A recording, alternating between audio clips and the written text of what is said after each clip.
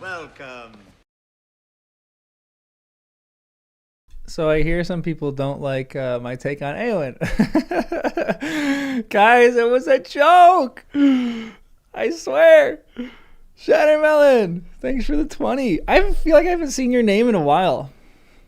What's up? I'm so glad that you're here. I'm glad that some of you like it. Some of them are just joke videos, which I'm okay with. I can take all the raging comments. It's fine with me. You guys can get as angry with me as you want because I'm just reading it for the first time and I think I'm enjoying it. So you guys can just anybody can keep raging if they want. I have no problem with that. Because I think there's like a beauty behind it in that, like, you know, you love these characters and you don't want someone to misread them. But there is a point where I do misread things. Like even in that specific video, I misread one of the lines totally, and it completely changed the full understanding of that. Where I read it and I said, Eowyn's like, bring the manager to me, or bring him to me, rather than the other way around. Bring me to him rather than bring him to me. My dyslexia just screwed me on that one. So I'm just kind of like throwing things out there just for like fun, just to poke and prod sometimes. But I think it's the joy in this, that we get some misreadings, and I think there's beauty in like you guys defending your favorite characters because, you know, everyone loves your favorite characters. But I think there's a fun part of me misreading characters, so it makes you guys love those characters even more. But I have been gone for like a week, so Eowyn does not stink. Eowyn is a great character. Michael, get ready for the fulfillment of Eowyn's arc. It's beautiful. Have tissues ready at hand. Ooh, interesting. Okay. I don't know what I heard about that. What happened last Sunday? What happened, Yost? I've been away for like a week, so I've been a bit in and out. You haven't watched the video yet, and you're furious. This chapter is the chapter of Tolkien tying up loose ends. Ooh, I feel like this one's gonna hurt a little bit. I'm pretty excited for it, but I know, guys. I haven't seen you guys since last year. Yeah, Happy New Year, everyone. Yeah, for sure. Oh, Yost. I'm sorry to hear about that. Sending you some love. I'm sure you have a lot of good memories of your dad. Just keep focusing on that. That's a hard time to go through. I'm sorry. I feel like honestly, not that like Lord of the Rings is a solve for all, but I feel like these chapters are going to be a good solve. Like a good like closure. Saying goodbye to certain characters. I just wrote this will please some of you people who hate me for my Eowyn takes. But right before I went live, I just wrote and just recorded a 30-minute long video talking about depression and suicide with Eowyn and how Tolkien kind of writes like a way to heal from that. So that one's probably coming out tomorrow. But I feel like this chapter is just chock full of stuff, or these chapters are probably just chock full of like closure, kind of saying goodbye. Levy. Yeah, that's right. Tolkien's birthday was yesterday. The next 3 chapters have no part in the movie. Love that. Yes. Oh, you bought the Father Christmas letters. I love that. They're great. They're so fun. I really had a good time. Really had a good time on that. Yeah, everyone. Johannes, thank you. Everyone, you know what? Like the stream. There's only 18 people who have liked the stream. Let's see that get up to 82. The amount of people who are currently watching this. 83. You liked it first. Haley, happy birthday to your mom. But Yost, I love you, dude. I'm glad that you're a part of this channel. I'm sorry for your dad's passing. That really sucks. There's nothing that anybody can say or really do for like that you can kind of heal from those situations, but it's a beautiful thing to be able to carry the memory of someone that you love for the rest of your life. So carry his memory well. This chapter is gonna be the last one we get for some of the characters. Oh, I might be a mess in this chapter. Oh, I might be a real big mess.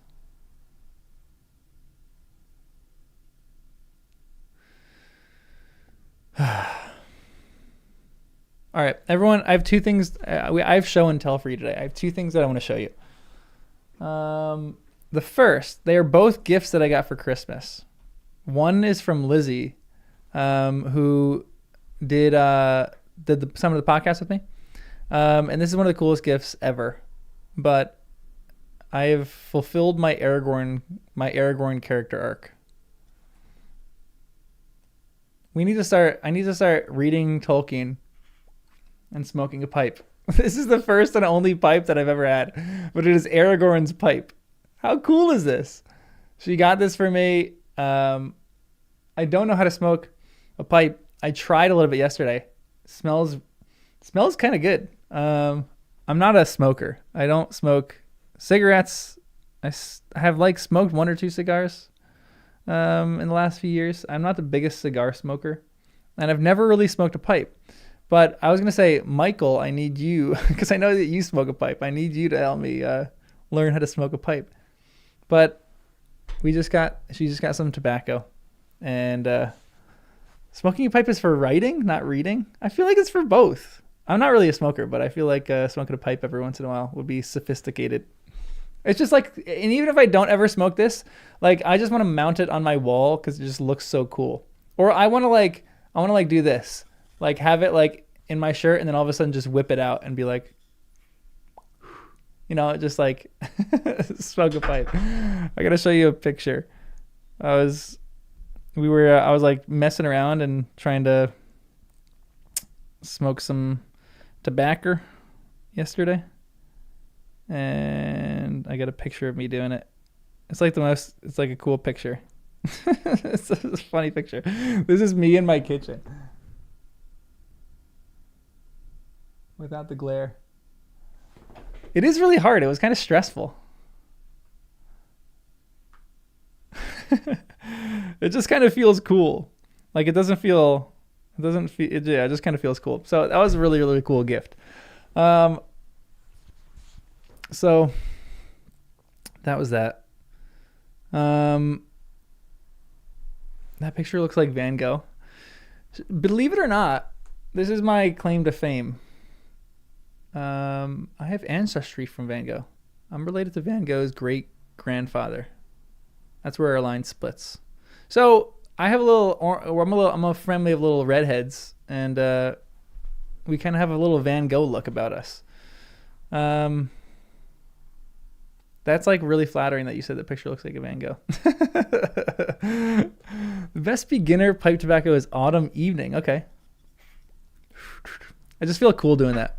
Anyway, next thing I want to talk about before we start our read. We'll start our read in 10 minutes. This is equally as cool, and I'm really, really excited for this because this is going to be something that we carry on and do. But my sister is an artist. She's really skilled. She's very good at what she does. Yeah, I'm Dutch and Italian. Yeah. And she had me for Christmas. We exchanged people for Christmas. And she gave me a few little small things that were really, really lovely and really beautiful. And then she also gave me this. She hand painted, just a little watercolor, a bookmark of the Shire. How cool is this? This is one of the coolest things. I am so excited and happy about this. So I'm going to do this. I talked to my sister about it, and I might digitize this, and then if any of you want a bookmark, I might just sell them and then give all the money or I will give all the money to my sister. If anybody wants it, I don't know how much to sell a bookmark for. Shipping would probably cost more than the bookmark, but how cool is this? I feel like it'd be kind of fun. If you had a little bookmark, and then we're going to do this because I have the Classics channel that I'm reading Pride and Prejudice on currently. If any of you aren't subscribed to that, you can make sure you subscribe to that. Let me actually find it so you guys can. But for every book that we do, I'm going to ask if she can paint me a picture of whatever that book is or whatever that scene is. And she was all for it. She was like, yeah, that sounds great. So I think she's going to start doing that. And I asked her to do one of Pride and Prejudice. And for the Classics channel, we're just going to go through a bunch of different classics, and she's going to paint a little picture. So before we do every book, I'll just make a little, what you call it? A little print of the bookmark that she paints. First timers. Hold on, let me find this channel, and then if anybody you want to subscribe, you can subscribe to this channel. This is the Classics channel where we're reading Pride and Prejudice. I'm debating, or I'm trying to figure out what book to read next on that channel, on this channel that I just posted. Potentially going to do Moby Dick next. Maybe. I don't know yet. But potentially going to do Moby Dick next. We'll see.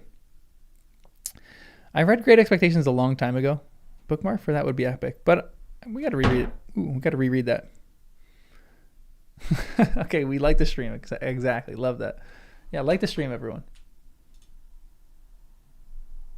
I know. I should do Winnie the Pooh too. Well, Shadowmelon, the joy is that you can read the classics with us as I'm reading them. So the whole thing is supposed to be a book club. You can sell them as a set. Oh, that's actually a great idea, Nemo. Whenever we could do like a years long set. That's actually really a great idea. I'll probably sell them individually too, because if anybody is, we're gonna do the Foundation. We're gonna probably do Winnie the Pooh. That sounds great. I haven't really read Winnie the Pooh. Everyone would just make 10 accounts and subscribe all of your accounts to that channel. No, don't do that. Yeah, Tale of Two Cities, Count of Monte Cristo. Although I did try to read A Tale of Two Cities a long time ago.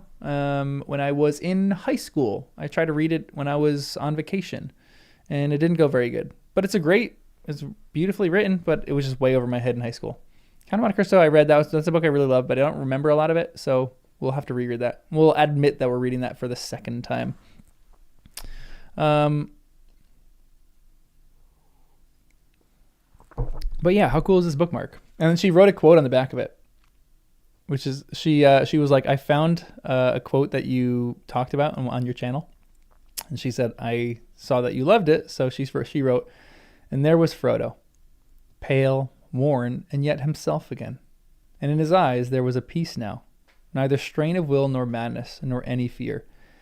His burden was taken away.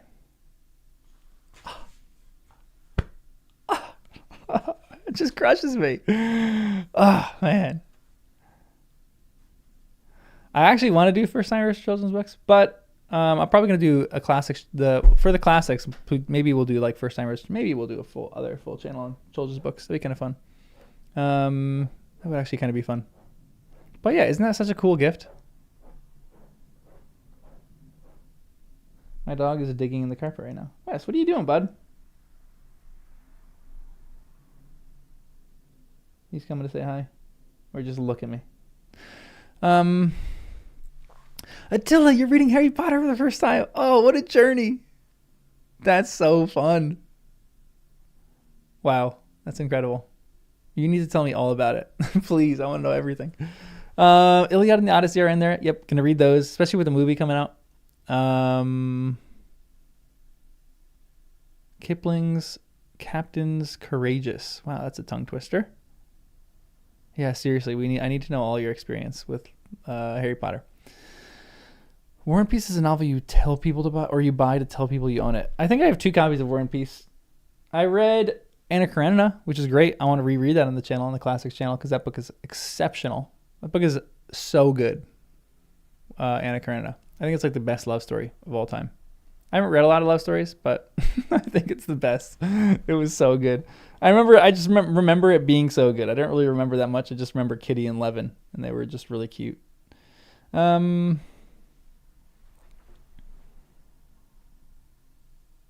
to my room, so the kitchen.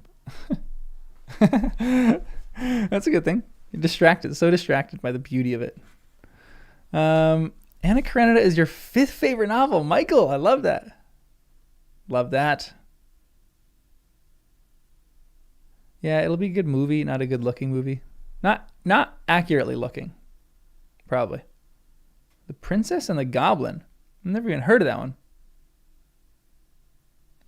Baron and Luthien are coming for that title. I'm excited. I'm excited to read the Baron and Luthien. I can't wait, actually. I keep saying this, and I know this is like, just shut up, John, and get to reading. But I cannot wait to read the Silmarillion. So excited for the Silmarillion.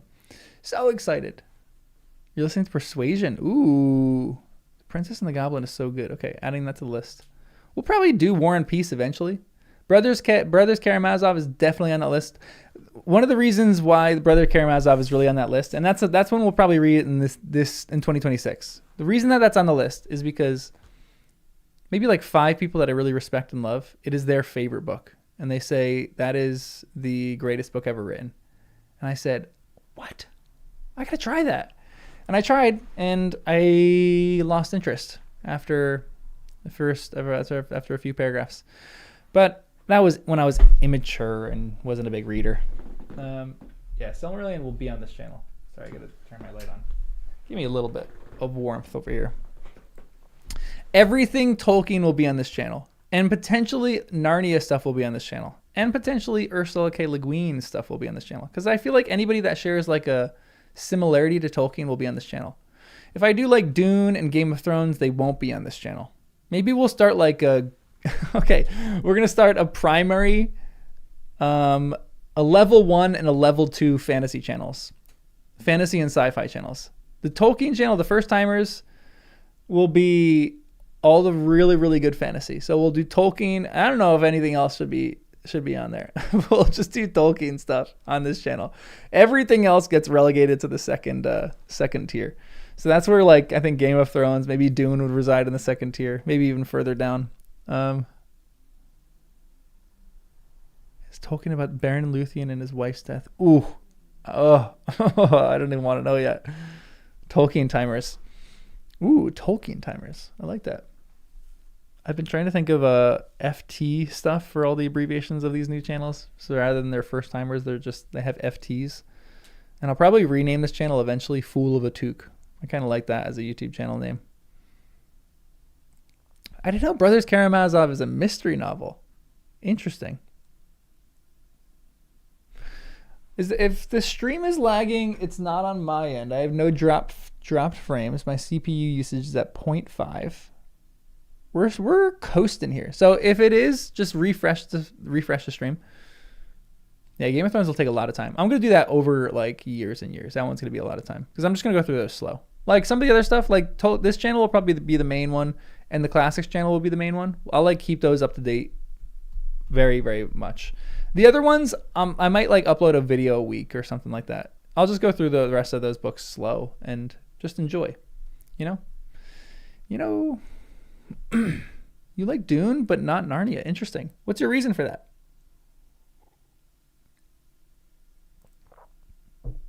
Gormenhost?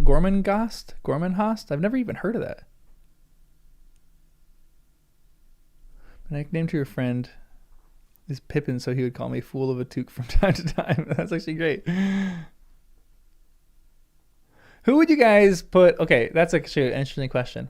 If we are to read other stuff on this specific First Timers channel, who else would we read? Would Ursula get put into the list of top tier fantasy authors? Honestly, Ripon would be a great name for this channel too. This channel, a great idea to rename this channel Ripon. George MacDonald, Gormenhost? Interesting. A.A. Milne, George MacDonald. Le Guin is up there. George MacDonald seems like he's definitely has that. Le Guin, Ursula. So those two for sure seem like it is. Betrothed is very Italian, but very good. Never heard of it. I've heard of a lot of books. There's a lot of books out there. Ooh, Discworld. That's actually interesting. Will you guys put Discworld at the top tier? Should we read this Discworld on this channel?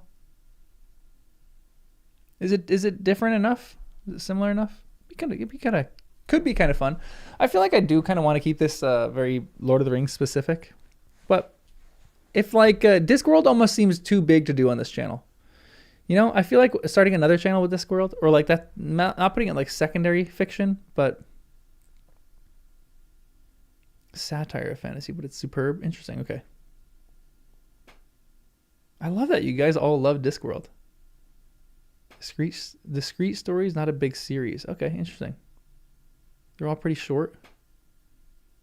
Discworld on this channel? Okay, love that. Yeah, I do. I know, I have way too many channels. I do want to do a sci-fi one.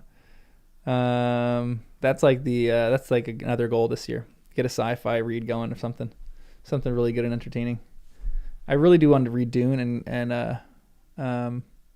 let me someone tell him what Discworld is. I do want to read Dune and Foundation and C.S. Lewis one, whatever that's called. What is that called again? Nightland. Never heard of Nightland. Beowulf. Yeah. Beowulf will probably be on this channel. We've had one, yes. What about a 25th channel? That is going to be the theme of my life right now. We've had one channel. What about a 25th channel? I do have a separate Brandon Sanderson channel that I will start rereading or reading some of his stuff. I'm re-listening, or I'm listening for the first time to Mistborn. So I'm making a few short videos about that, just about a reread because I've read that once. And as soon as I finish that, then I'm going to get on some other Brandon Sanderson stuff. Clark and Heinlein. Yeah, Tolkien's Beowulf is definitely going to be on this channel. Although there's debates on what translation to read. Shipley is a Tolkien scholar. Interesting. Okay. All right, guys. We've chatted for long enough.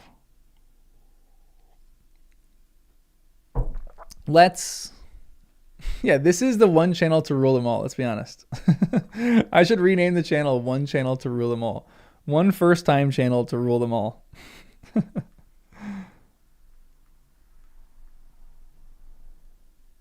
right, many partings. Hold on, how much space do we have at the end of the chapter? No, not a lot. Again, why do they do this to me? That's all the space that we have at the end of the chapter. To write all my just a specific appendices chapel. I'll write all my essay ideas. I don't have any room. Wait, I just had 2 pencils here. One is a good one. One is not a good one. Which one's the sharp one? Which one's the dull one? They're both kind of dull. Mike, you forgot to like the stream? What? Yeah, everyone liked the stream. The first and eldest timers. I actually kind of love that. I've heard Dark Materials. His Dark Materials is great. Yeah, we'll eventually get to all this. I just don't know how to consolidate it all or make it into different channels. I don't want to make a different channel for everything. That'd be too much. I already see Gimli's name in this, which makes me sad. If this is the last time I see Gimli, that'd be awful. That'd be so awful. Come on, guys, like the stream. All right, everyone like the stream? And then we'll start a read.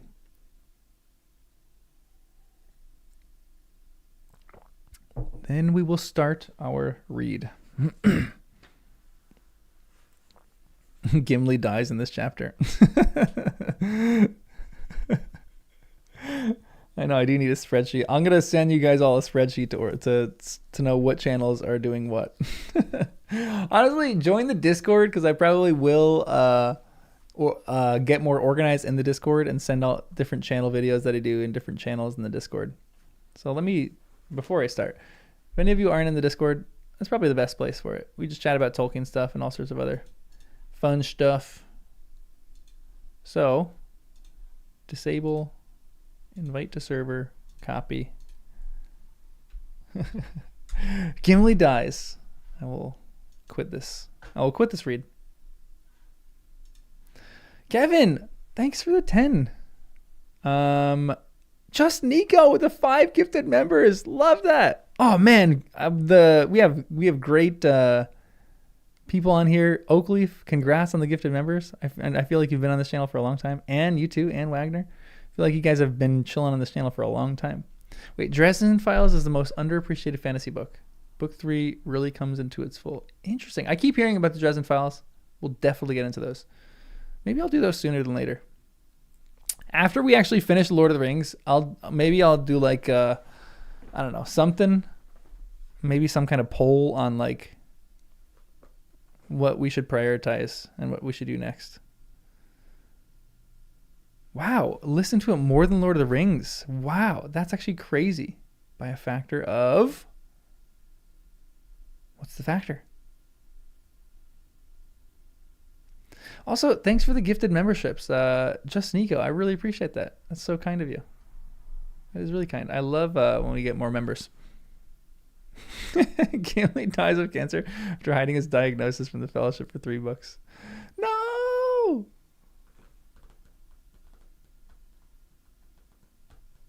I mean, we're almost at the point, we're not at the point where there won't be any spoilers because I still have to read The Hobbit and The Silmarillion, but in another 3 years, you guys won't have to worry about giving me spoilers anymore. We can just keep reading this and enjoying it without spoilers. But for now, that day is not this day. All right, everyone, this is chapter 6, Many Partings. It is supremely sad to me that we only have 4 more chapters of this lovely book. Oh. That actually hurts a little bit. We have less than 100 pages left.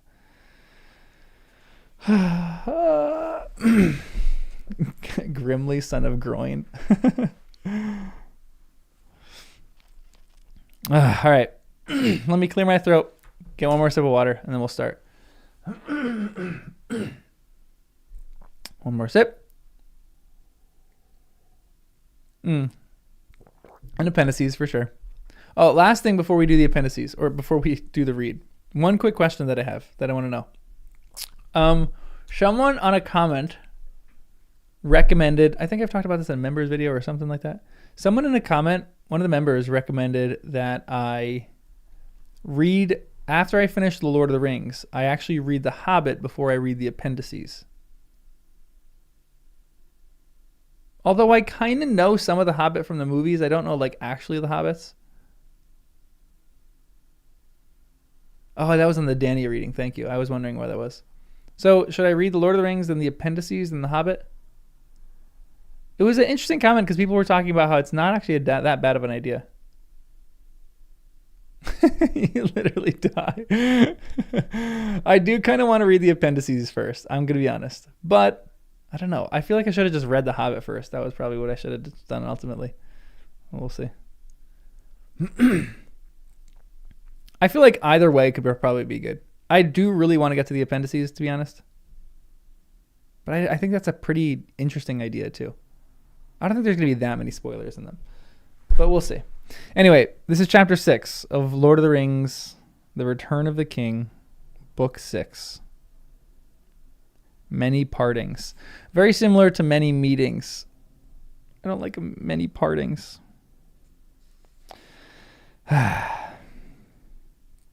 When the days of rejoicing were over at last, the companions thought of returning to their own homes. No! Guys, you guys all need to be together, happy, in fellowship. And Frodo went to the king, he calls him the king, as he was sitting with the queen, Arwen, by the fountain. And she sang a song of Valinor, while the tree grew and blossomed. They welcomed Frodo and rose to greet him. This is going to be a hard chapter. I have a feeling I'm going to struggle on this chapter. They welcomed Frodo and rose to greet him, and Aragorn said, I know what you have come to say, Frodo. You wish to return to your own home. Well, dearest friend, the tree grows best in the land of its sires. But for you and all the land of the West, there will ever be a welcome. And though your people have had little fame in the legends of the great, they will now have more renown than any wide realm that are no more.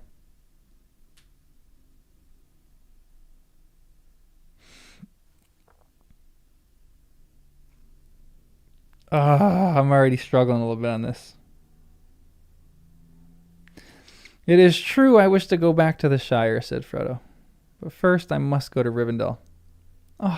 For if there could be anything wanting in a time so blessed, I missed Bilbo. And I was grieved when among all the household of Elrond I saw that he was not come. Do you wonder at that, Ring-bearer, said Arwen? For you know the power of that thing, which is now destroyed. And all that was done by that power is now passing. But your kinsman possessed this thing longer than you. He is ancient in years now, according to his kind, and he awaits you, for he will not again make any long journeys save one. This is...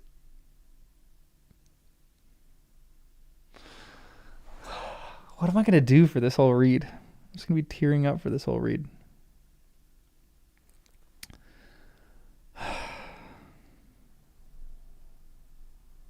For he will not make any long journeys save one. Then I beg to leave to depart soon, said Frodo. In 7 days we will go, said Aragorn. Okay, Aragorn's going with them? I hope, please, my heart. For we shall ride with you far on the road, even as far as the country of Rohan. In 3 days now, Eomer will return hither to bear Theoden back to rest in the Mark. And we shall ride with him to honor the fallen. It's the first page.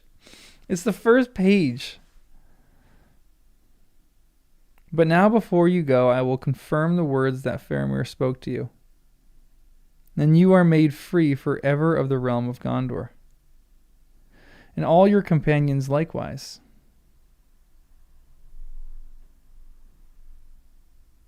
You are made free forever from the realm of Gondor? And if there were any gifts that I could give to match with your deeds, you should have them. But whatever you desire, you shall take with you.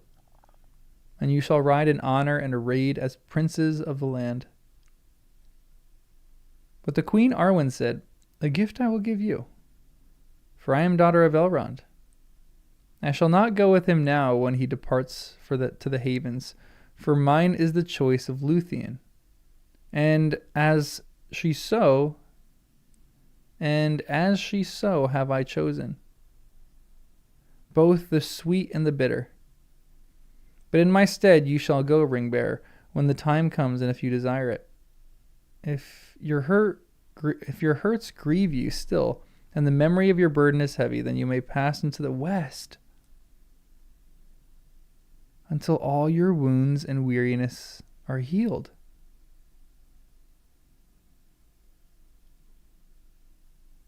But wear this now in memory of Elfstone and Evenstar. Wear this now? With whom your life has been woven.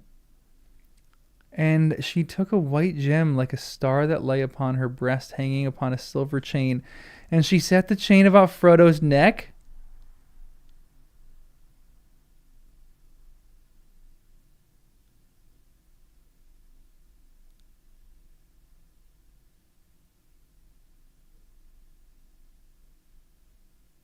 Wait.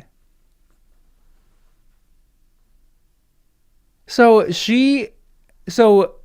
there's, because she's not going, there's still room for one on this boat. And she's the one, that's the reason Frodo is able to go.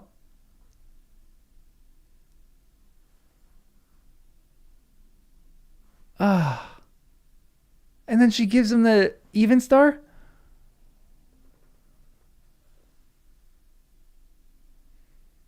With the memory of the fear and the darkness, or when the memory of the fear and the darkness troubles you, she said, this will bring you aid. Come on. I know it's not a ticket system, but still, it kind of feels like that. That's crazy to me. That's so cool.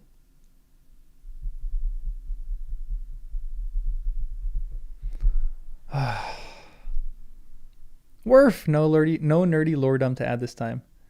Just know you're not the only one tearing up. Okay, good. You guys are all going to be tearing up with me in this whole chapter. Thanks for the $10. I appreciate it.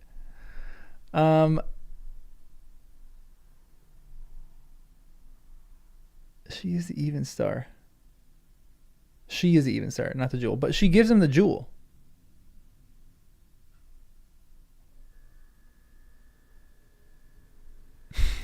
Crying is for the weak. The jewel represents. So the jewel is kind of like the Phial of Galadriel to some extent.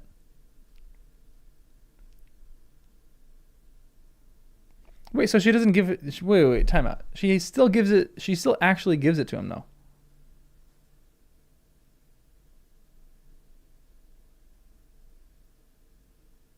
But the jewel is like a reflection of Evenstar. I'm guessing that's another star.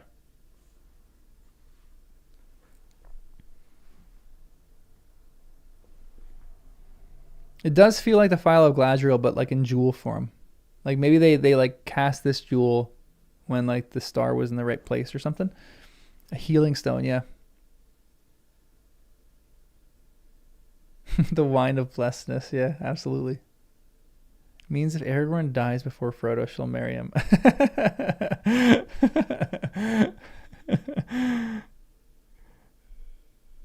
This is crazy that she actually gives it to Frodo. And I feel like there's a lot of like the idea of the healing touch in this. Like he's essentially going to be afflicted with some kind of residual effects of holding the ring, of bearing the ring. And this is almost like a counter poison.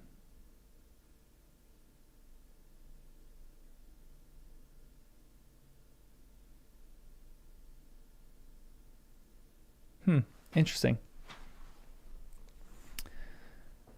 But it does kind of feel it. When the memory of the fear and the darkness troubles you, this will bring you aid. I'm not saying like everything is magical. I don't really like, I mean like, there's the idea of ambiguity and all this that I love. But I still feel like there's some kind of power attached to this.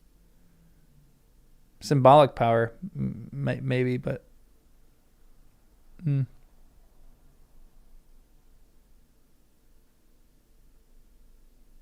There's a gift about in Arwen in the Silmarillion. Ooh, okay, interesting. Okay. Yeah, this is the gem that exploded on the floor. Exactly. That's so cool. This is gonna be an interesting video. The gem was for Frodo. Hold on 1 second. Let me write this down, then we'll keep reading.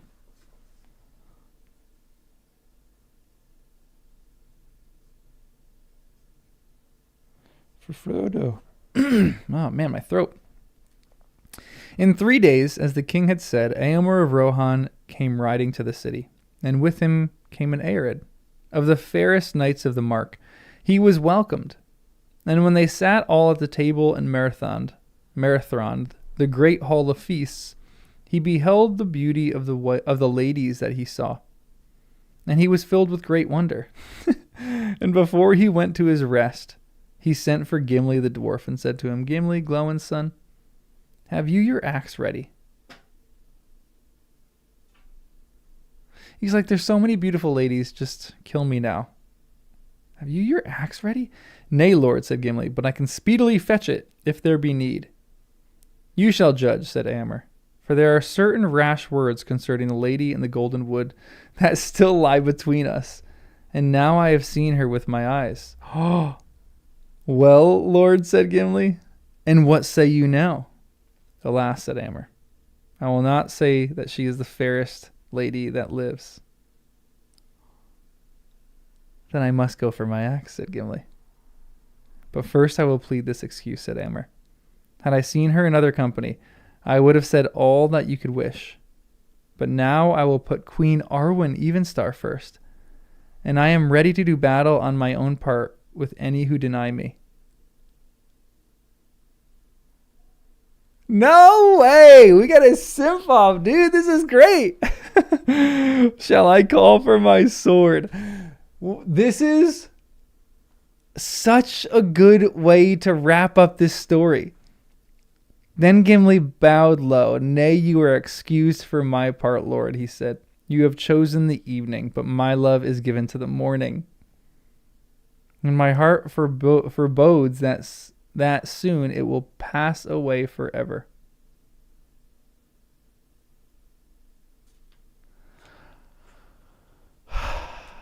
I would love to see a fight between these two. Man. Honestly, Ziffany, that's a really great question. How she understands Frodo's situation. I'm guessing, does she have, maybe she probably doesn't possess a ring, but maybe she's seen, I don't know. That's actually a really interesting question. Ripley, no. Yeah, which one, are you guys team morning or team evening?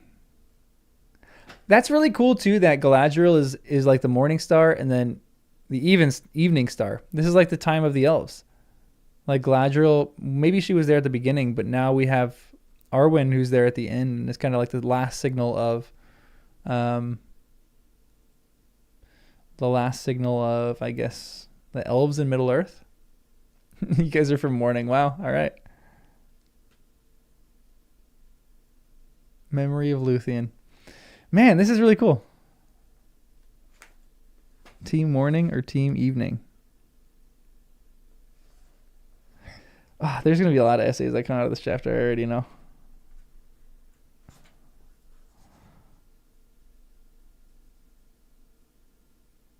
Morning versus evening.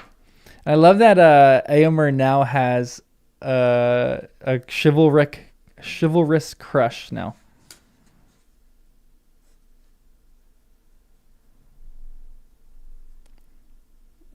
Eomer.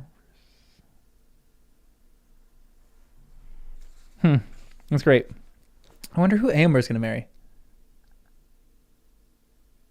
Yeah, Eomer loves a good nightfall. Red nightfall, a good a good evening star. He's a guy of the night.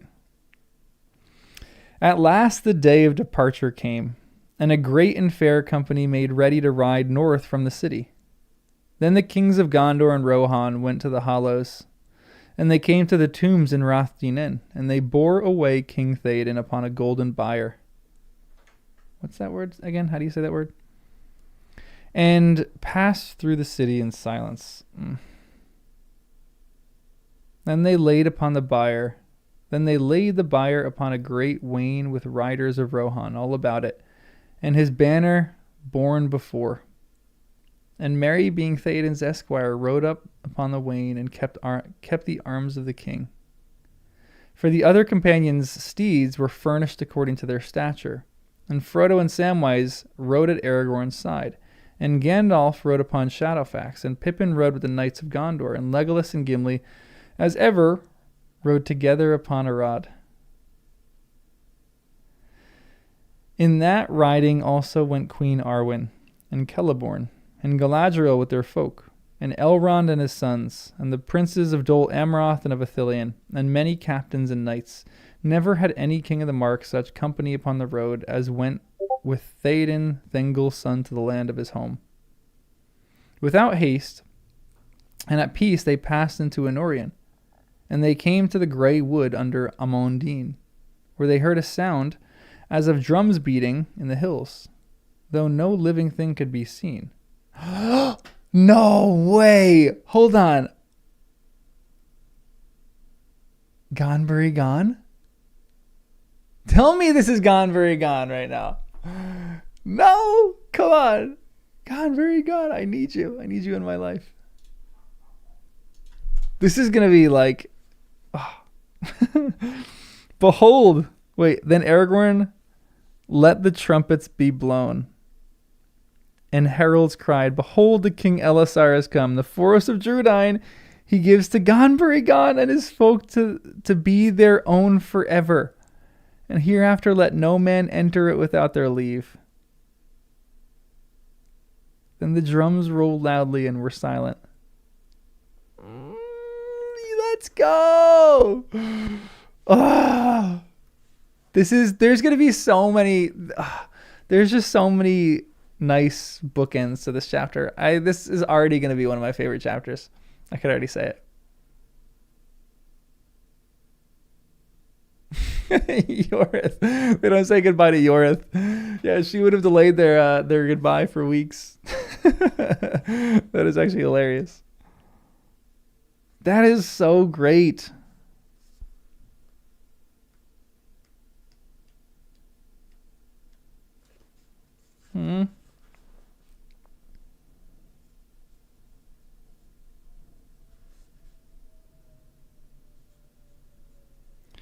We're only a page and a half in. We already have 3 essays. Or not really 3 essays, just 3 like, wow, this is crazy kind of videos.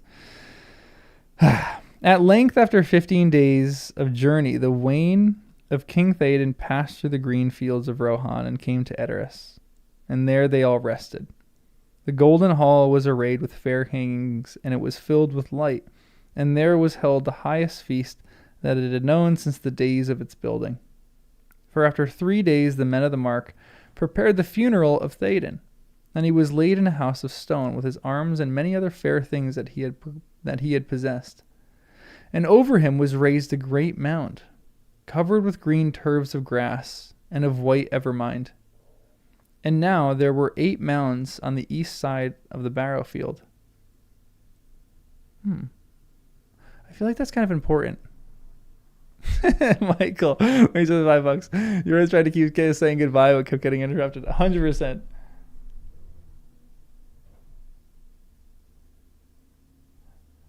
That's so funny.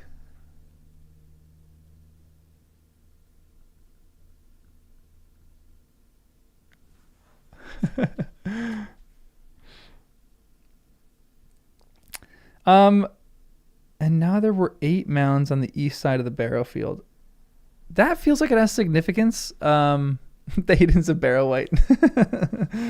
What was that thing that it said that there was one of the kings didn't have a barrow? There wasn't a mound there or something like that? Or there wasn't flowers that grew on that guy's barrow?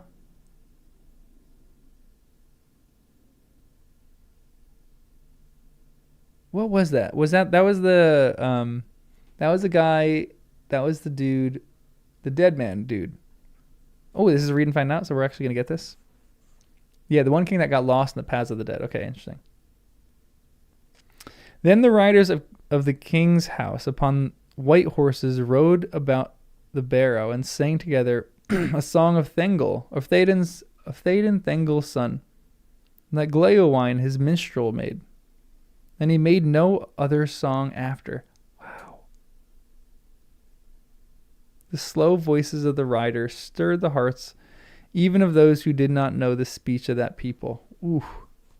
But the words of the song brought a light to the eyes of the folk of the Mark, as they heard again afar the thunder of the hooves of the north, and the voice of Eorl crying above the battle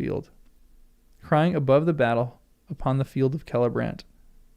And the tales of the king rolled on, and the horn of Helm was loud in the mountains until the darkness came, and King Theoden arose and rode through the shadow to the fire, and died in splendor, even as the sun, returning beyond hope, gleamed upon Mendaluin in the morning. Out of doubt, out of dark, to the day's rising, he rode singing in the sun, sword unsheathing. Hope he rekindled, and in hope ended. Over death, over dread, over doom lifted. Out of loss, out of life, unto long glory. They changed up his song. That's the greatest edit to a song that I've ever seen.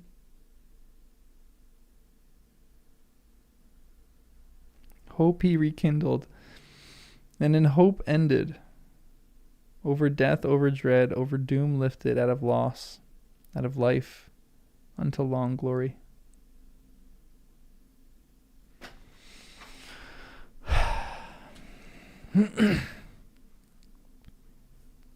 But Merry stood at the foot of the green mound, and he wept And when the song was ended, he arose and cried, Theoden King, farewell. As a father you were to me for a little while. Farewell.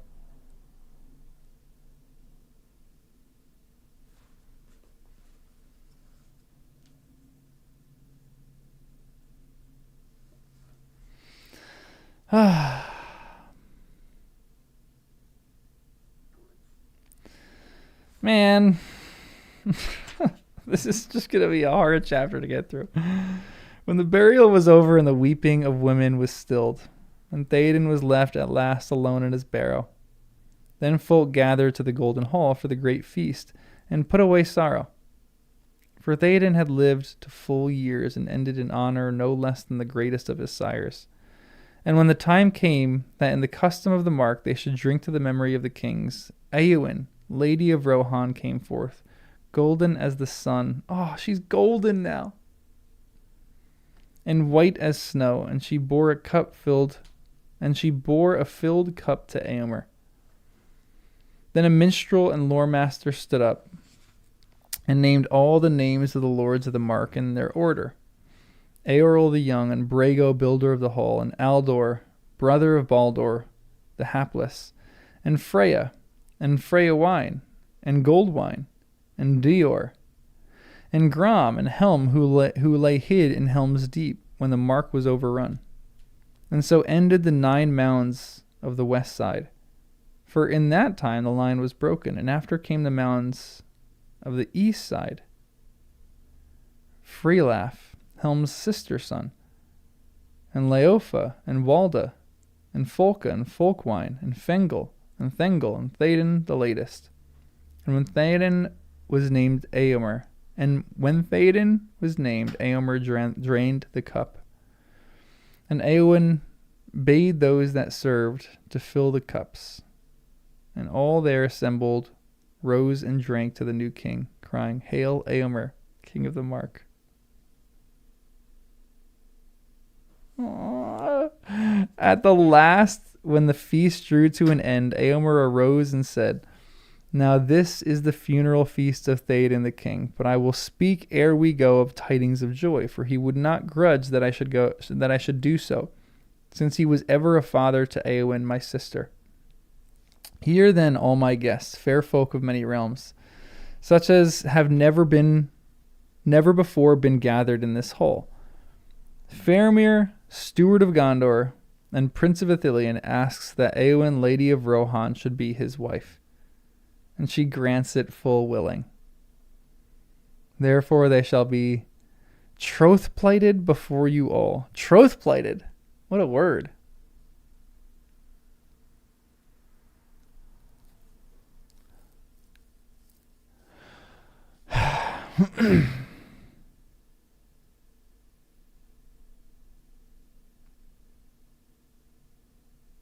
And Faramir and Eowyn stood forth and set hand in hand, and all there drank to them and were glad.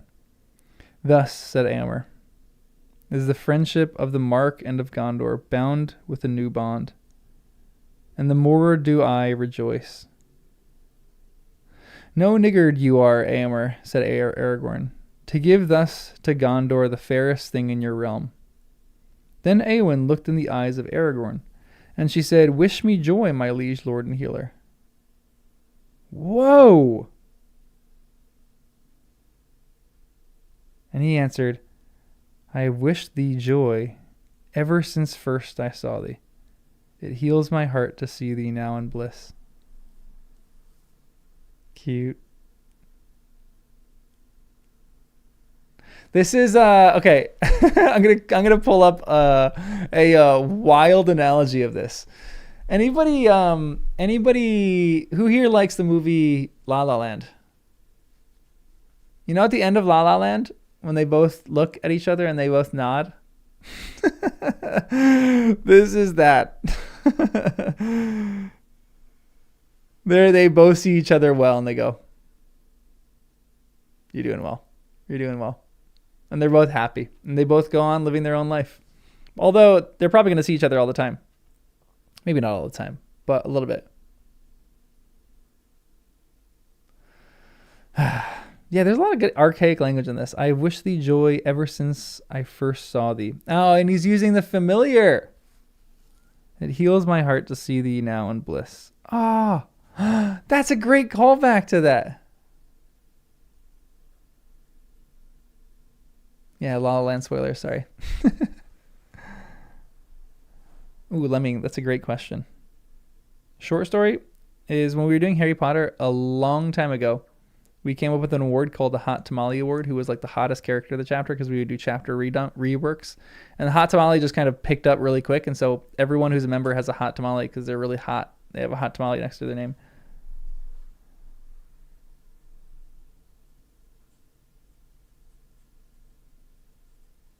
Familiar language. I love that. Michael, it heals my heart to see thee now. Eowyn chose to become a healer. And the first person she heals is Aragorn. Oh! Dang.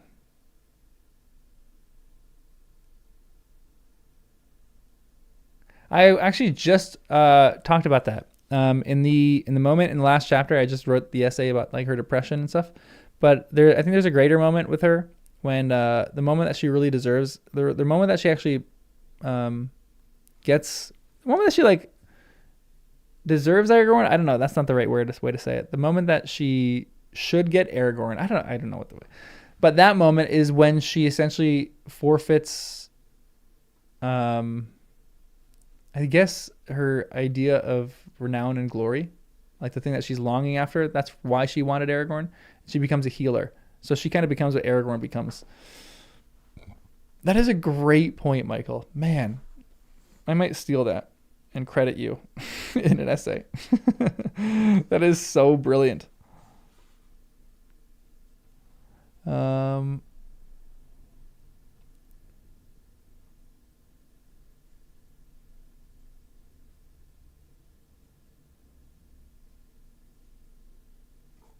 I love that. That's like a sign of maturity too. She's healing a person that almost broke her to like, not like a negative sense, but kind of, yeah. She does heal herself first, yeah. She probably healed a few people in between. She definitely healed Faramir's heart. Faramir's like, babe. When the feast was over, those who were to go took leave of King Eomer. Aragorn and his knights and the people of Lorien and of Rivendell made ready to ride, but Faramir and Imrahil remained at Edoras. And Arwen Evenstar remained also. Ah, and she said farewell to her brethren. None saw her last meeting.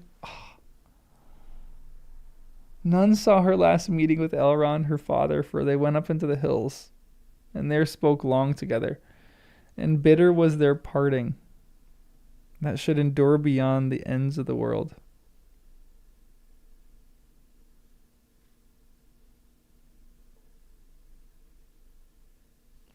If you've known someone for 2,000 years, imagine the goodbye that you have to say to that person.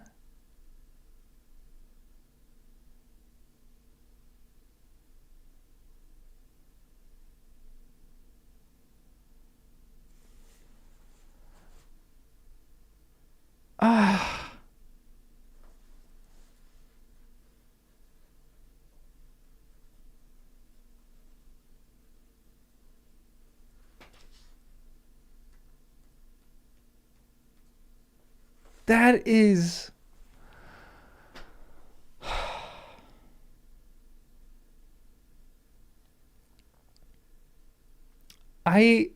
This is something that I actually love that... Okay, so I'm going to give me 2 minutes to talk about this. There's something in when you're a good writer, you know when to show scenes and when to not show scenes. You know when something is too sacred to show and that needs to be like an off-screen thing, and you know when your audience needs to see something. This is something that we don't need to see. This is something sacred and holy and really and it has actually a more emotional pull, I think, by having this off-screen.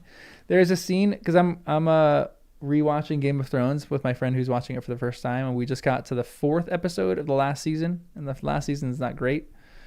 But there's a moment when Jon is supposed to tell Bran, Arya, and why can't I think of his other sister's name? He's telling them that he is essentially not their true brother.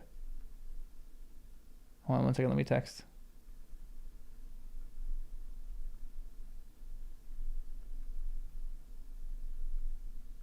Gotta text my brother. And so Sansa, thank you.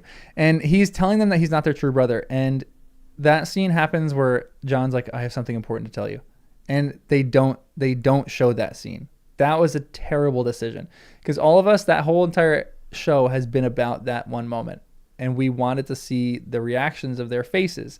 And to not get that was quite devastating. Here, this is a perfect bit of writing.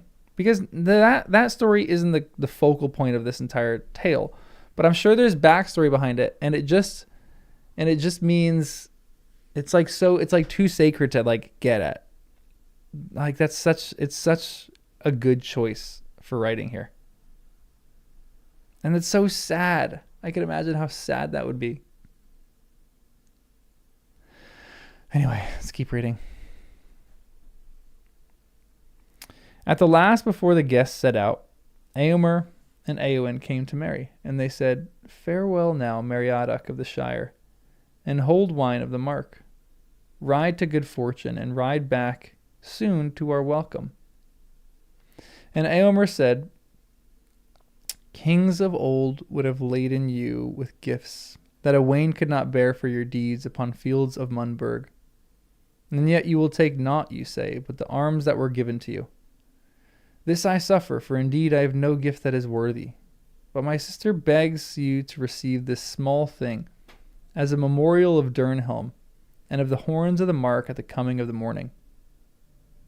And Eowyn gave to Merry an ancient horn, small but cunningly wrought, of all fair silver, with a baldric of green, and writes had engraved upon it swift horsemen, riding up a line that wound up about it from the tip to the mouth. And there were set runes of great virtue. This is an heirloom of our house, said Eowyn. It was made by the dwarves, and came from the hoard of Scatha the worm. Scatha the worm? Eorl the young brought it from the north. He that blows it at need shall set fear in the hearts of his enemies, and joy in the hearts of his friends. And they shall hear him and come to him. Then Merry took the horn, for it could not be refused, and he kissed Eowyn's hand, and they embraced him. And they parted for that time. This really is many partings. This is so sad. Oh, worm, dragon. Okay, that's actually kind of cool then.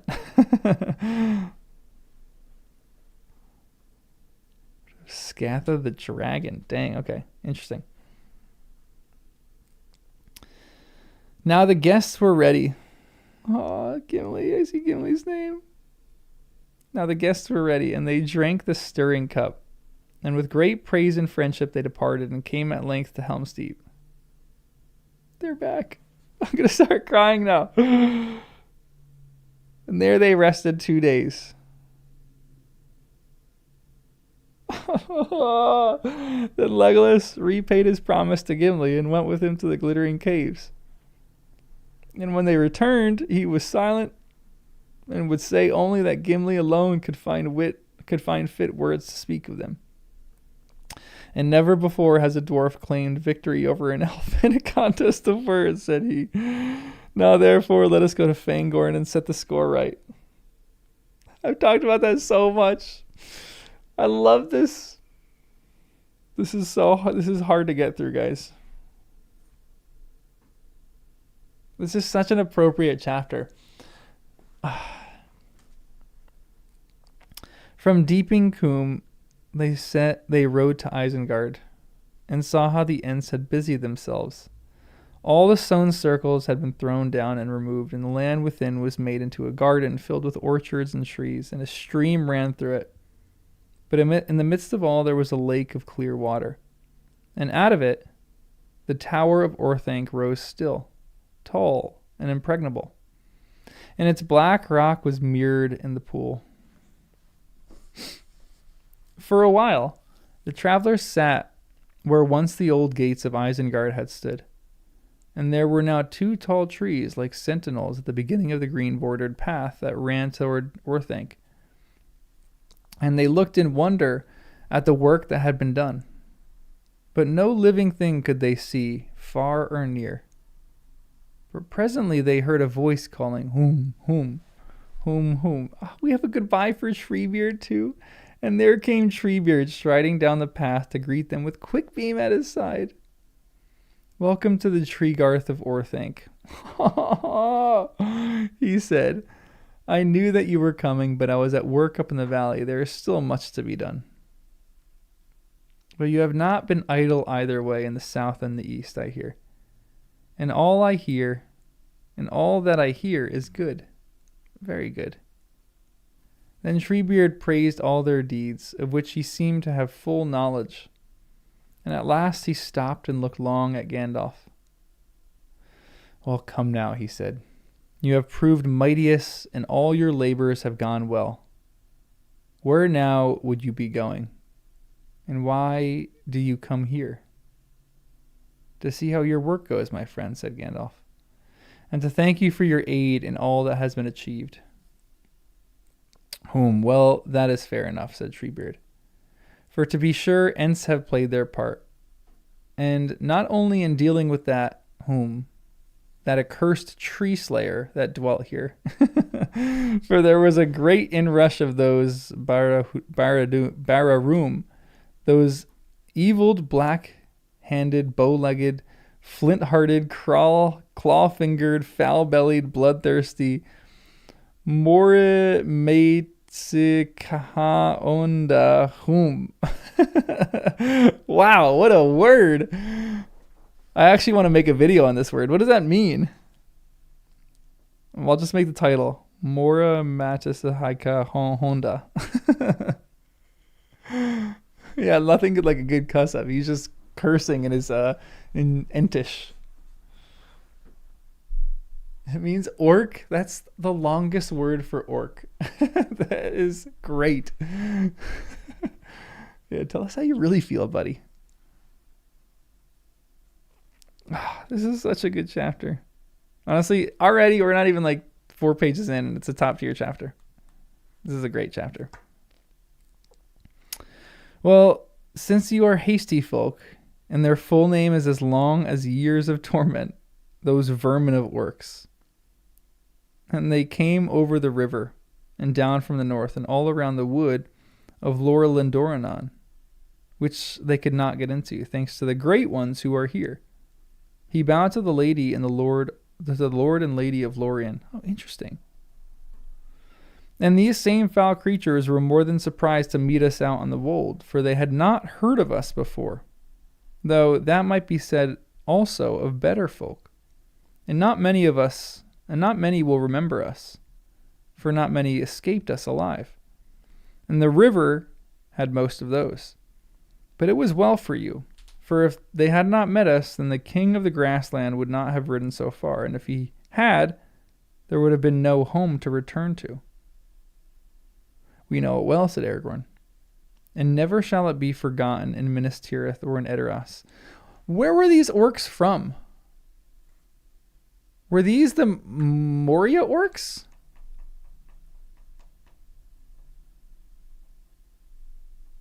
Dol Guldur orcs. Interesting, okay. So they came from Dol Guldur, and they were just kind of like, what were they coming for?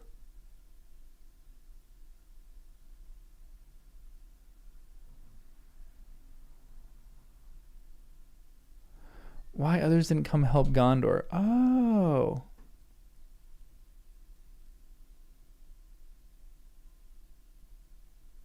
They attacked Lorien. So this is what the Lothlorien elves were doing. Interesting. So interesting. It really was a world war. So they couldn't really move anywhere because they were fighting their own battles. Interesting.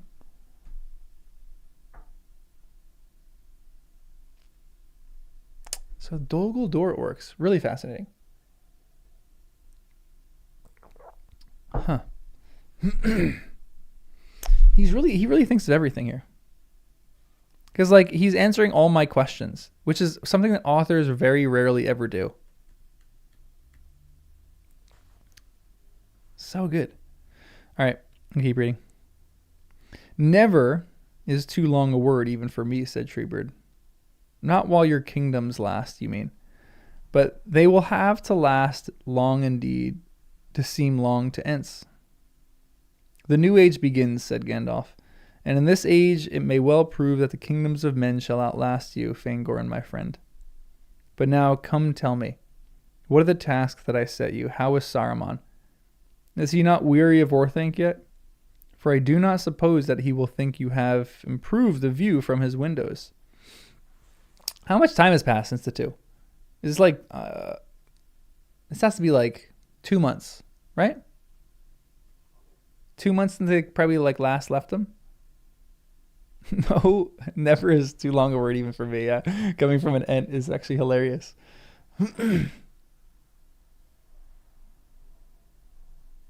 4 months or more. Wow. Okay. Wow. Wow, that is a long time. So he's been just locked up this whole time. Treebeard gave Gandalf a long look. Almost a cunning look, Merry thought. Ah, he said. I thought you would come to that. Weary of Orthanc? Very weary at last. But not so weary of his tower as he was weary of my voice. I gave him some long tales. Or at least what might be thought long in your speech.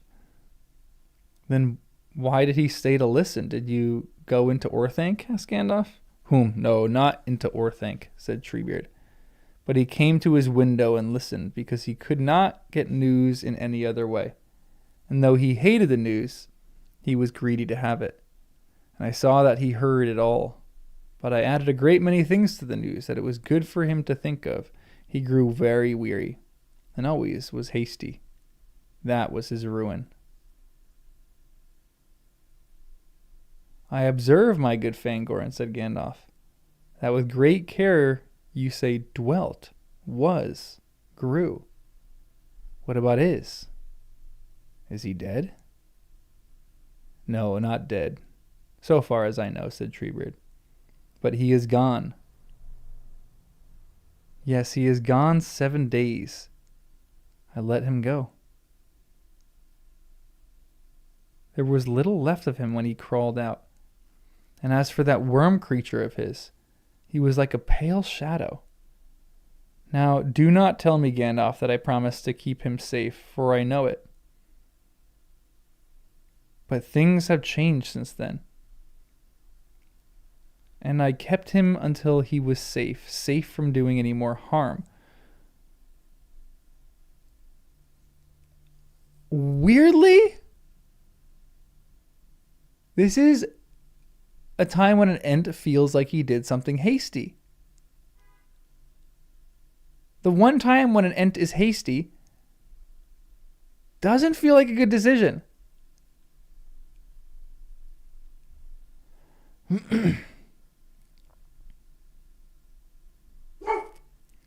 What the heck? Hey, shh, no barking.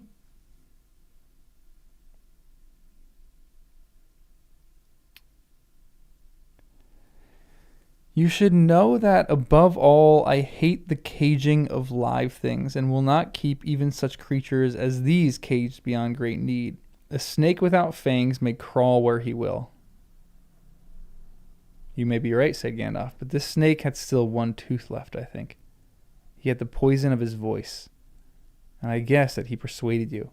Even you, Treebeard, knowing the soft spot in your heart. Whoa. That is crazy.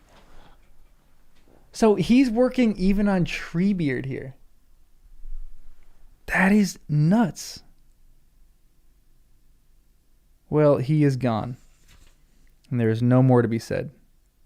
But the Tower of Orthanc now goes back to the king to whom it belongs, though maybe he will not need it. That will be seen later, said Aragorn. But I will give to Ents all this valley to do with as they will, so long as they keep a watch upon Orthanc and see that none enter it without my leave. It is locked, said Treebeard. I made Saruman lock it and give me the keys. Quickbeam has them. Quickbeam bowed like a tree bending in the wind and handed to Aragorn 2 great black keys of intricate shape, joined by a ring of steel. Now I thank you once more, said Aragorn, and I bid you farewell. May your forest grow again in peace. When this valley is filled, there is room, and to spare west of the mountains, where once you walked long ago. Hold on, wait. Quickbeam bowed. Now I thank you once more, said Aragorn, and I bid you farewell. May your forest grow again in peace. When this valley is filled, there is room to go. There is room. When this valley is filled, there is room.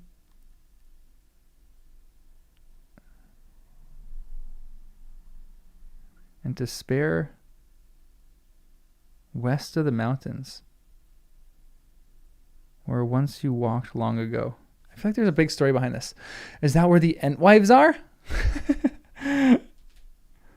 The Entwives are definitely there. Yeah, maybe...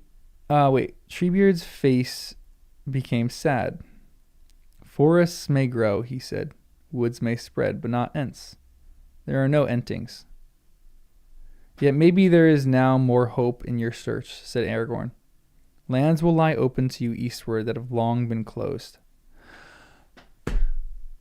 I fully believe right now that Aragorn knows where the Entwives are, and he's giving them a little wink, but he's not being hasty. So he's just telling them, why don't you expand to the east or the west or whatever he says. He's like, lands are going to lie eastward to you. It might be a good place to go settle.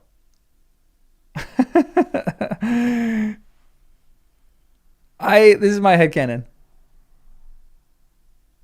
They're somewhere around there. There's a little forest that no one knows about, that the Entwives are just hanging out there.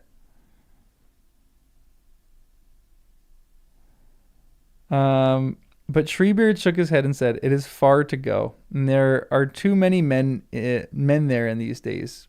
But I am forgetting my manner. Will you stay here and rest a while, and maybe there are some that would be pleased to pass through Fangorn Forest, and so shorten their road home. He looked at Celeborn and Galadriel. But all save Legolas said that they must now take their leave and depart either south or west. Come, Gimli, said Legolas. Now by Fangorn's leave I will visit the deep places of the Entwood and see such trees as are nowhere else to be found in Middle-earth.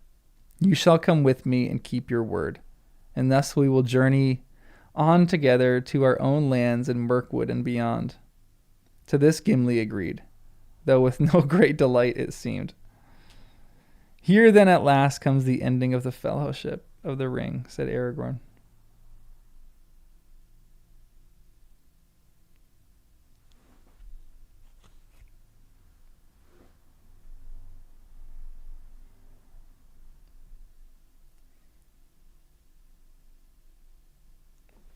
Oh, come on.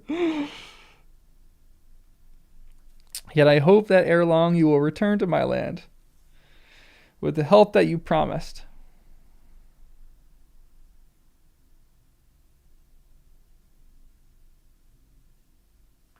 We will come, if our own lords allow it, said Gimli.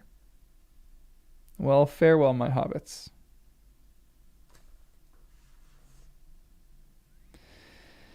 You should come safe to your own homes now, and I shall not be kept awake for fear of your peril. We will send word when we may, and some of us may meet you at times, but I fear that we shall not all be gathered together ever again.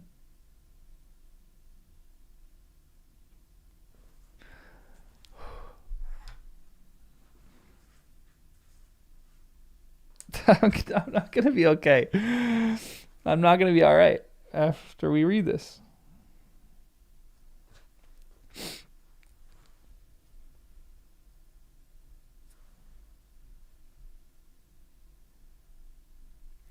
Then Treebeard said farewell to each of them in turn, and he bowed 3 times slowly and with great reverence to Celeborn and Galadriel. It is long, long since we met by stock or by stone. Avanimar Vanimaloin Nostari, he said. It is sad that we should meet only thus at the ending, for the world is changing. I feel it in the water, I feel it in the earth, I smell it in the air. I do not think we shall meet again. They didn't have that line in the movies. Imagine if Galadriel says that at the beginning. The world is changing. I feel it in the water. I feel it in the earth. I smell it in the air. I do not think we shall meet again. Galadriel doesn't say that very last line. I do not think we shall meet again. This is such a good line, too. Like, this line in its context is excellent.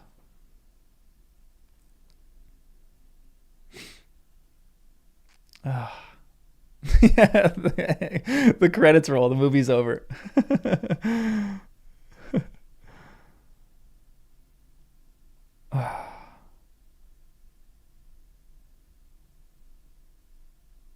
Yeah, this is Treebeard who's saying this. Yeah, that's a great point.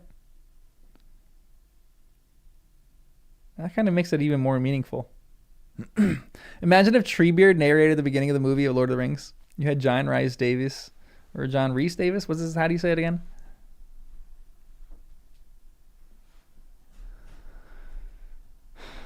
That would be a weird ending, or that'd be a weird beginning to that movie. And Celeborn said, I do not know, eldest. Oh, eldest. But Galadriel said, not in Middle-earth, nor until the lands that lie under the waves are lifted up again. Then in the willow meads of Saruman we may meet in spring. Then in the willow meads of Tassarin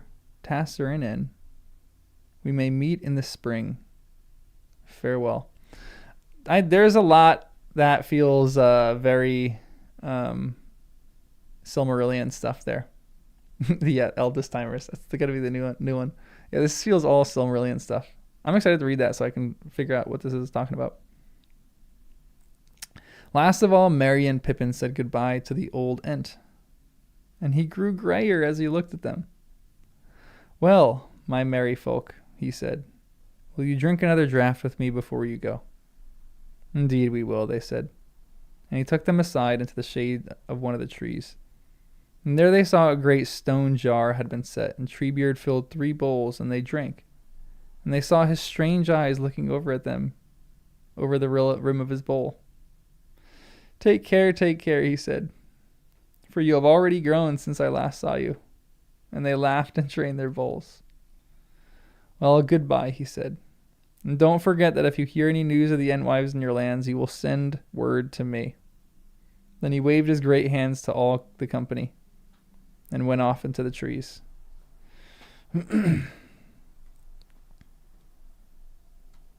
Guys, this chapter is just brutal.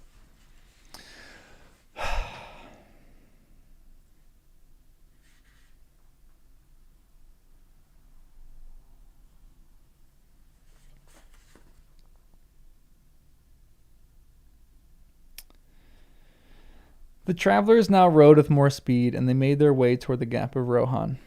And Aragorn took leave of them, at last close to that very place where Pippin had looked into the stone of Orthanc. The hobbits were grieved at this parting, for Aragorn had never failed them, and he had been their guide through many perils. I wish we could have a stone that we could see all our friends in, said Pippin, and that we could speak to them from far away. Only one now remains that you could use, answered Aragorn. For you would not wish to see what the stone of Minas Tirith would show you.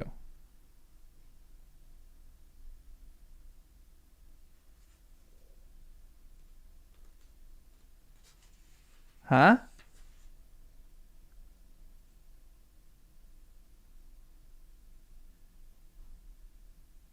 For you would not wish to see what the stone of Minas Tirith would show you. Oh, the burning hands of Denethor. Dang.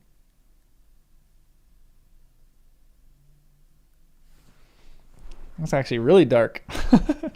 Just looking at it, you're seeing Denethor's hands. Those two little aged, weary hands. Ugh. They gotta find other stones. They need to find other stones just so they can communicate and talk to each other. But the Palantir of Orthanc the king will keep, to see what is passing in his realm, and what his servants are doing.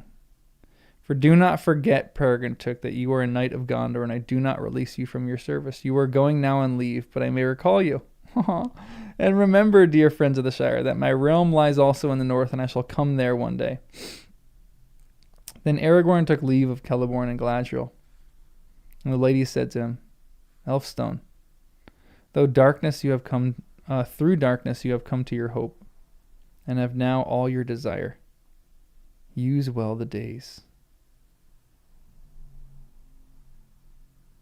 What a good word of parting.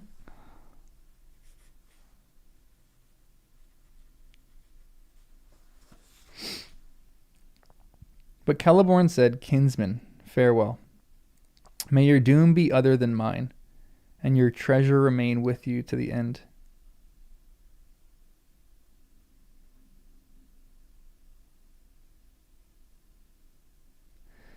With that they parted.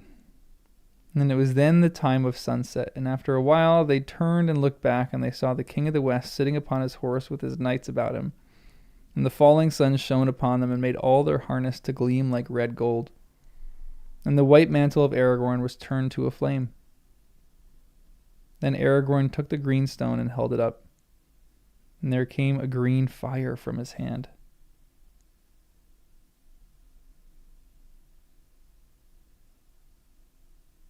That's just like the sunlight going off the green ring?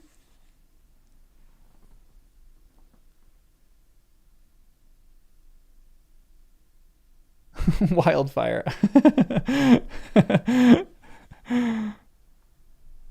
Wow. What an image. Yeah, Aragorn's the Green Lantern. Confirmed. Right here. It's in the book. Oh man, all these goodbyes. This is just like the closure that you need in this book, but it is still so tragic. It just hurts. Soon the dwindling company following the Isen, turned west and rode through the gap into the wastelands beyond. And then they turned northwards and passed over the borders of Dunland. The Dunlandings fled and hid themselves, for they were afraid of Elvish folk, though few indeed ever came to their country. But the travelers did not heed them, for they were still a great company and were well provided with all that they needed. And they went on their way at their leisure, setting up their tents when they would. On the 6th day since their parting from the king, they journeyed through the wood, climbing down from the hills at the feet of the misty mountains that now marched on their right hand. As they came out again into the open country at sundown, they overtook an old man leaning on a staff. And he was clothed in rags of gray or dirty white. Oh, Sarumon the Gray. Sarumon the Dirty White. That's actually crazy.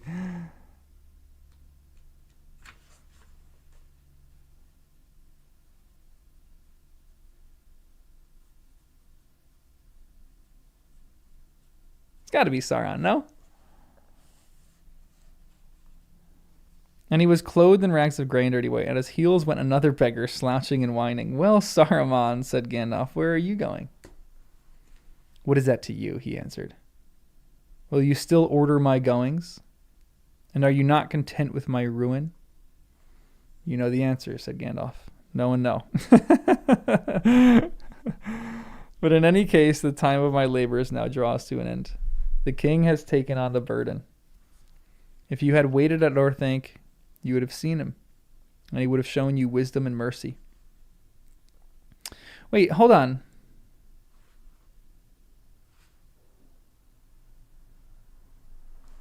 Where are we?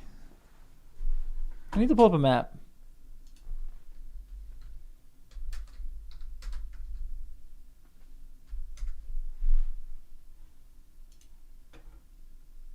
Eregion, Dunland. Yeah, so it's like they're kind of close to the Dunland, but I need to like see this.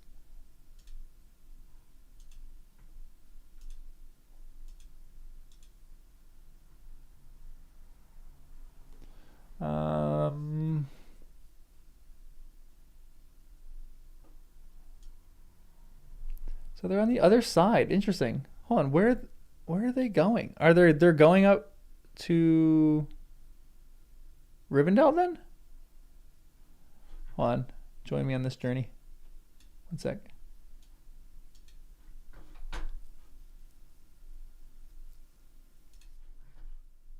So they were Orthanc right here. Aragorn goes back this way. And then who is with, is it Gandalf, the hobbits? Gimli and Legolas are somewhere around here. Gimli, the hobbits, or Gandalf and the hobbits and some of the elves are coming around here and they're going up here. So they're by Dunland. And so Saruman is going up north. So they're heading to Rivendell. Elrond, Galadriel, Celeborn. Okay. So the hobbits aren't there yet with them? Where are the hobbits right now? Are the hobbits back with Aragorn?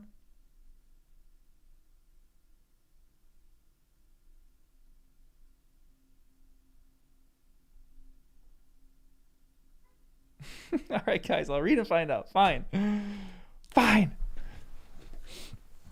Oh man, this goodbye now has total new meaning. Man. All right, let's keep reading. You know the answer, said Gandalf. No and no. But in any case, the time of my labors now draws to an end. The king would have taken on a burden if you had waited at Orthanc. You would have seen him, and he would have shown you wisdom and mercy. Interesting. So he forfeited his right for wisdom and mercy when he's trying to sweet talk the Hobbit, or sweet talk Treebeard. Then all the more reason to have left sooner, said Saruman, for I desire neither of him. Indeed, if you wish for an answer to your first question, I am seeking a way out of this realm. Out of his realm. There's no way out of his realm. This is ironic too, because Saruman wanted to control the realm, but now Aragorn controls the realm. Like everything is his. Well, not everything, but you know what I mean. Hold on. Oh, I just deleted the map. Did I? I was gonna say, like, what is technically the realm of Gondor now? Because they're far up in the north. I feel like everything is their realm. They're taking the hobbits to Rivendell.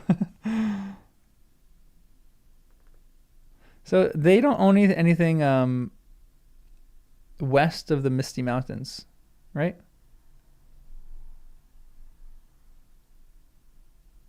Aragorn's not the Lord Ruler. No!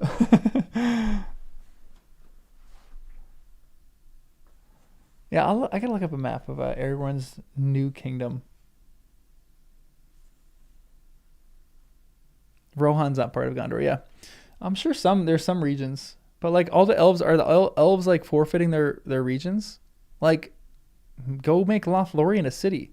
Go let some men dwell there. I want to go to Rivendell. I would like to live there. Everything the light touches is Gondor, honestly. All right, let's keep reading. Then once more you are going the wrong way, said Gandalf, and I see no hope in your journey, but you will scorn our help. But will you scorn our help? For we offer it to you. To me, said Saruman. Nay, pray do not smile at me. I prefer your frowns. And as for the lady here, I do not trust her. She always hated me and schemed for your part. I do not doubt that she has brought you this way to have the pleasure of gloating over my poverty. Had I been warned of your pursuit, I would have denied you the pleasure. That's interesting. Is Galadriel is part of the White... What was it? What was it called again? The White Company? The White Fellowship? The White Council? I think. So like they should have been buddies. But he's like, she's always been plotting my ruin. I don't like her. She's mean. She's been mean to me.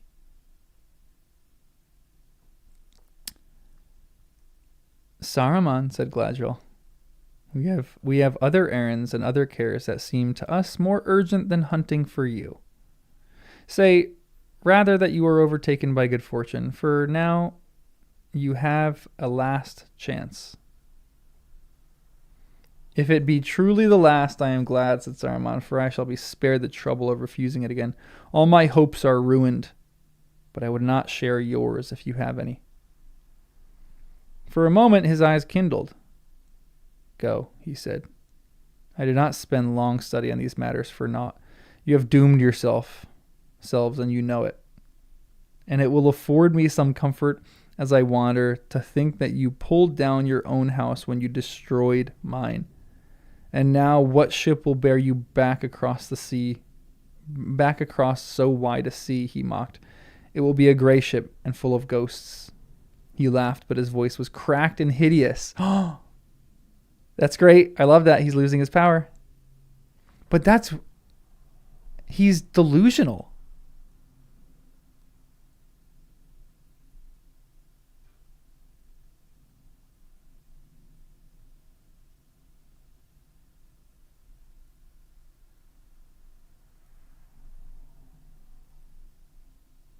Yeah, hold on. Let me read this because that's actually interesting. You're saying that he's not too wrong, and now that I'm thinking about it, he kind of is right, but he's putting it nastily. But he's still kind of delusional.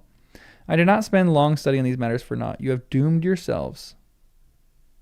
You know it. And it will afford me some comfort as I wander to think that you pulled down your own house when you destroyed mine. And now what ship will bear you back across so wide a sea? He mocked. It will be a gray ship and full of ghosts. He laughed, but his voice was cracked and hideous.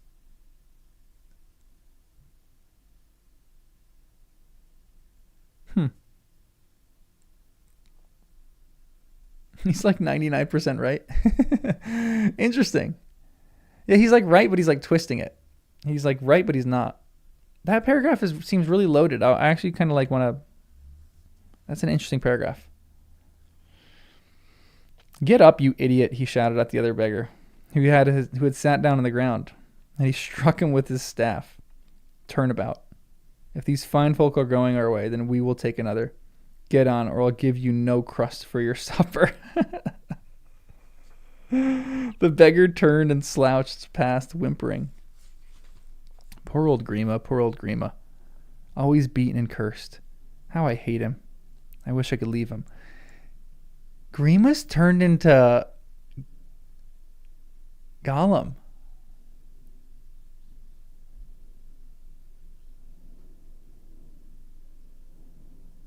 That's kind of crazy. I kind of know who has the other rings. I think Galadriel has one. Gandalf has one. Does Teleporno have one? Does Celeborn have one? I think it's Celeborn. Maybe it's Elrond. Elrond. Interesting. So they're going to have a final meeting of the three rings. Maybe. Everyone's turning to Gollum who's talking to themselves. Yeah, that's kind of true. All right, let's keep reading.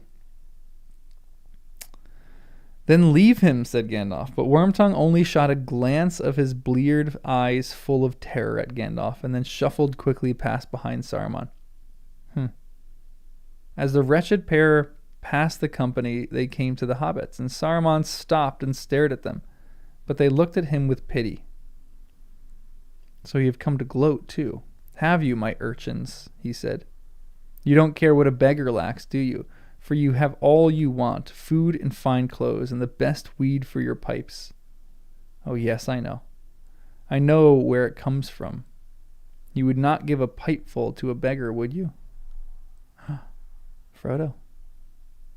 I would if I hadn't, he said Frodo.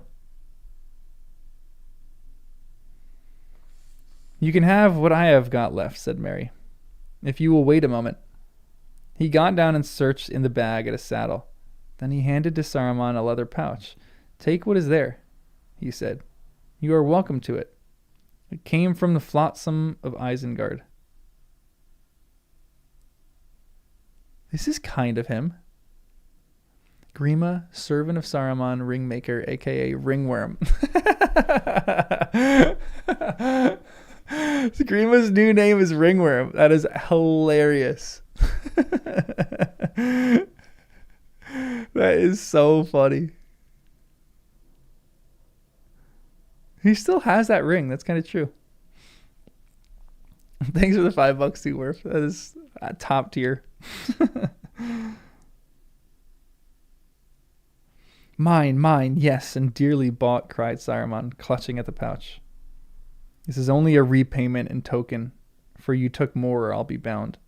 Still, a beggar must be grateful, if a thief returns him even a morsel of his own.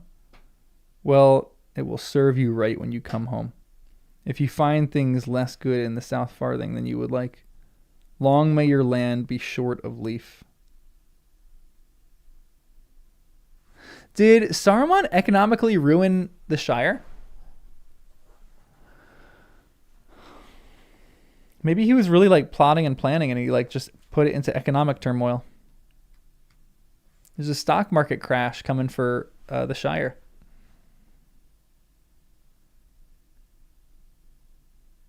Serve you right when you come home. You will find things less good in the South Farthing than you would like. Long may your land be short of leaf. Thank you, said Merry. In that case, dude, okay, I just had a small little thought. I know the Scouring of the Shire is coming up. That would be hilarious if the whole Scouring of the Shire chapter was because Merry and Pippin come home and they find no pipeweed. Please tell me that chapter is all about Merry and Pippin coming home and getting so angry that they have no pipeweed in the Shire that they just start slaying every single farmer who sold pipeweed to Saruman. Thank you, said Merry. In that case, I will have my pouch back, which is not yours and has journeyed far with me. Wrap the weed in a rag of your own. One thief deserves another, said Saruman, and turned his back on Merry and kicked Wormtongue and went away toward the wood. Well, I like that, said Pippin. Thief indeed. What of our claim for waylaying, wounding, and orc-dragging us through Rohan? Or what of our claim for waylaying, wounding, and orc-dragging us through Rohan? Ah, said Sam. And bought, he said. How I wonder. I don't like the sound of what he said about the South Farthing. It's time that we got back. Uh-oh. I'm sure it is, said Frodo. But we can't go any quicker if we are to see Bilbo. I'm going to Rivendell first, whatever happens. Yes, I think you had better do that, said Gandalf. But alas for Saruman. I fear nothing more but can be made of him. He has withered altogether. All the same, I am not sure that Treebeard is right. I fancy he could do some mischief still in a small, mean way. Huh. Does he go back to the Shire? Interesting. Oh, yeah. Also, everyone, like the stream. I forgot to keep mentioning that. What the...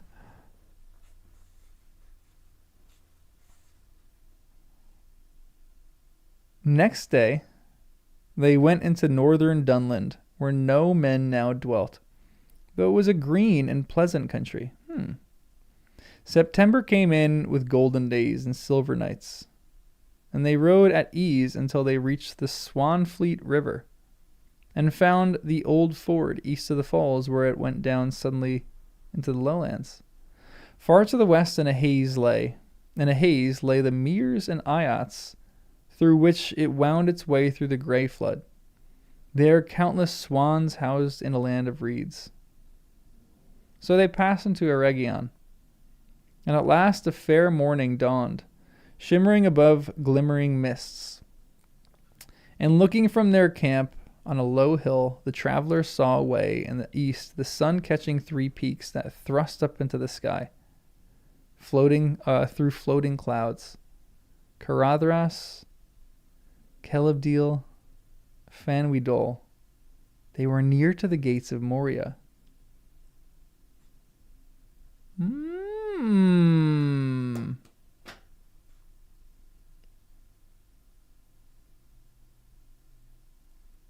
Huh. Here now 7 days they tarried. For the time was soon at hand for another parting which they were loth to make. Soon Celeborn and Galadriel and their folk would turn eastward.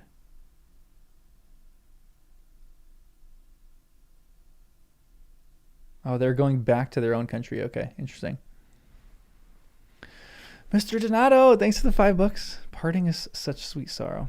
Bitter old Sarumon, their knowledge that magic no longer has a place in the world. In the last meeting of the ring bearers. Honestly, it is really interesting. It feels like the magic is kind of seeping out of this world right now. The realm of men. But I was also going to say, can they go re-inhabit Moria? I would love that.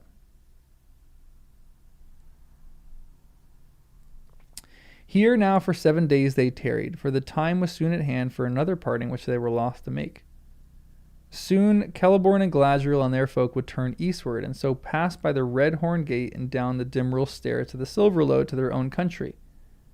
They had journeyed thus far by the west ways, for they had much to speak of with Elrond and with Gandalf. Oh, interesting, okay. And here they lingered still, in converse with their friends. Often long after the hobbits were wrapped in sleep, they would sit together under the stars, recalling the ages that were gone and all their joys and labors in the world, or holding councils concerning the days to come. If any wanderer had chanced to pass, little would he have seen or heard, and it would have seemed to him only that he saw gray figures carved in stone. Memorials of forgotten things now lost in unpeopled lands. For they did not move or speak with mouth, looking from mind to mind, and only their shining eyes stirred and kindled as their thoughts went to and fro. Wow. But at length all was said, and they parted again for a while, until it was time for the three rings to pass away. Quickly fading into the stones and shadows, and the gray-cloaked people of Lorien rode toward the mountains. And those who were going to Rivendell sat on the hill and watched until there came out of the gathering mist a flash, and they saw no more. Frodo knew that Galadriel held aloft her ring in token of farewell. Sam turned away and sighed. I wish I was going back to Lorien. At last, one evening, they came over the high moor suddenly, as to travelers it always seemed, to the brink of the deep valley of Rivendell, and saw far below the lamps shining in Elrond's house. And they went down and crossed the bridge and came to the doors. And all the house was filled with lights and song, for joy at Elrond's homecoming. Oh, that's right, because Elrond is with them. Why did I not have that in my mind? Interesting. First of all, before they had eaten or washed or even shed their cloaks, the hobbits went in search of Bilbo. They found him all alone in his little room. It was littered with papers and pencils and pens. But Bilbo was sitting in a chair before a small, bright fire. He looked very old, but peaceful and sleepy. He opened his eyes and looked as they came in. "Hello, hello," he said. "So you've come back. Tomorrow's my birthday." I was just thinking about that. I was like, where are we in the birthday time? Because it just mentioned September. How clever of you. Do you know I shall be 129. And in one more year, if I am spared, I shall equal the old Took. I shall like to beat him, but we shall see. Oh, come on. This is so good. What a great thing to say. After the celebrations of Bilbo's birthday, the four hobbits stayed in Rivendell for some time. And they sat much with their old friend, who spent most of his time now in his room, except at meals. For these he was still very punctual as a rule, and he seldom failed to wake up in time for them. Sitting around the fire, they told him in turn all they could remember of their journeys and adventures. At first, he pretended to take some notes, but he often fell asleep. And when he woke, he would say, "How splendid, how wonderful, but where were we?" Then they went on with the story from the point where he had begun to nod. It's so kind of them. The only part that seemed really to rouse him and hold his attention was the account of the crowning and marriage of Aragorn. "I was invited to the wedding, of course," he said, "and I waited for it long enough, but somehow, when it came to it, I found I had so much to do here. And packing is such a bother." This is such a good chapter. I really like this chapter. When nearly a fortnight had passed, Frodo looked out of his window and saw that there had been a frost in the night, and the cobwebs were like white nets. Then suddenly he knew that he must go and say goodbye to Bilbo.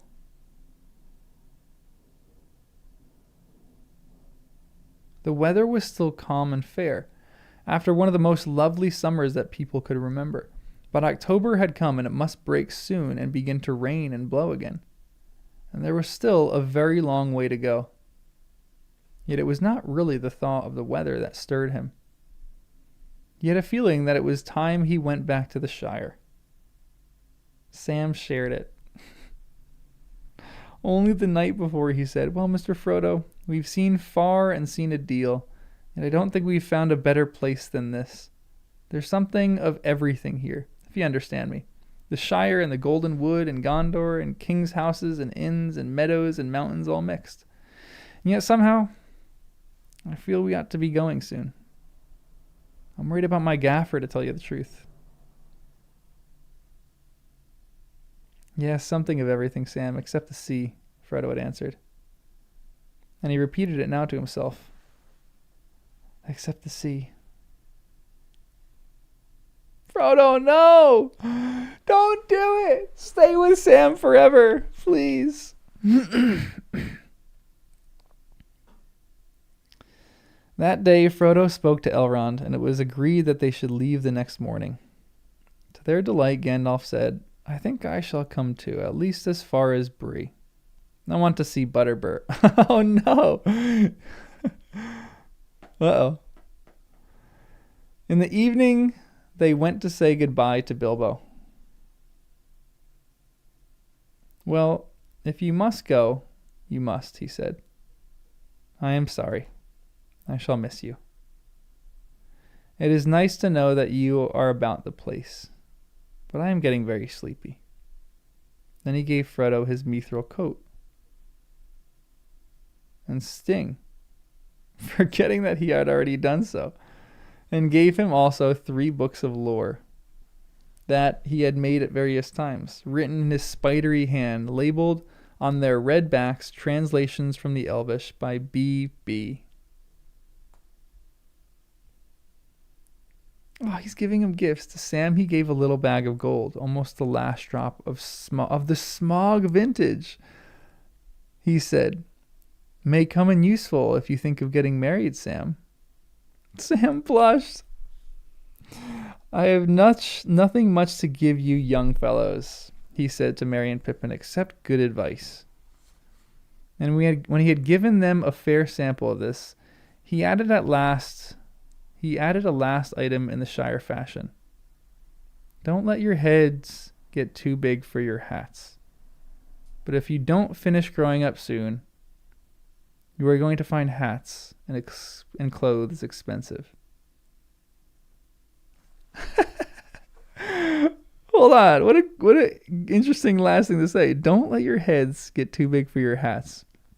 But if you don't finish growing up soon, you're going to find hats and clothes expensive.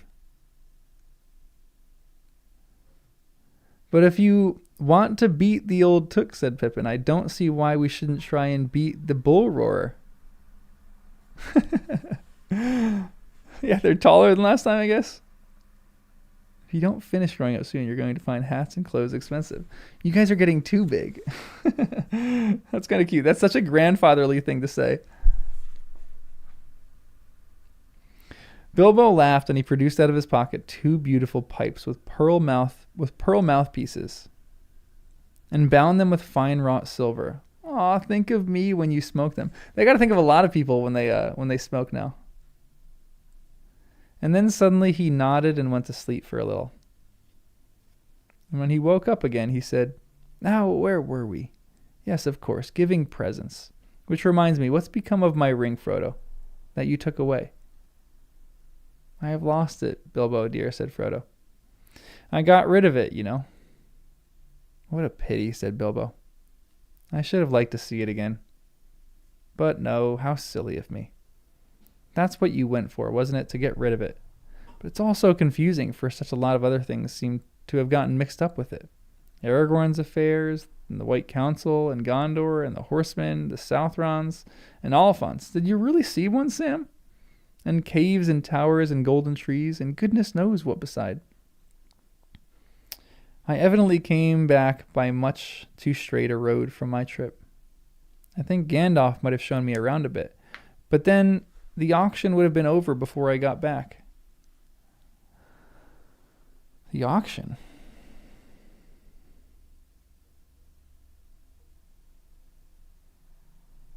And I should have had even more trouble than I did. I guess there's an auction at the end of The Hobbit? Huh, okay. Read The Hobbit and find out. That's going to be the new motto. Read The Hobbit and find out. RATHFO.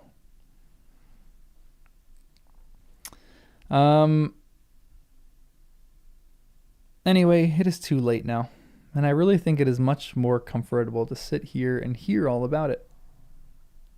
The fire is very cozy here, and the food's very good. And there are the elves when you want them. What more could one want? The road goes ever on and on, out from the door where it began. Now far ahead the road has gone. Let others follow it who can. Let them a journey new begin. But I at last with weary feet will turn toward the lighted inn, my evening rest and sleep to meet.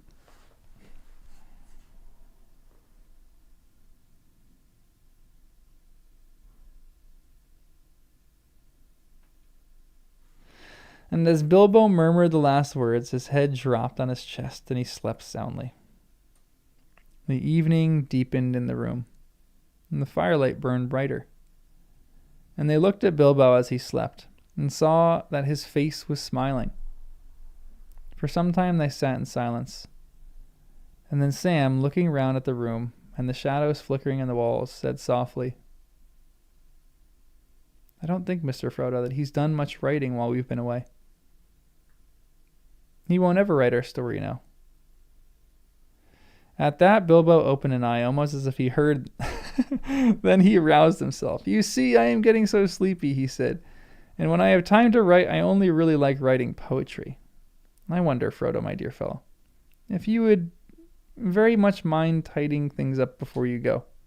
Collect all my notes and papers, and my diary too, and take them with you if you will. You see, I haven't much time for selection and the arrangement and all that. Get Sam to help, and when you've knocked things into shape, come back and I'll run it over it.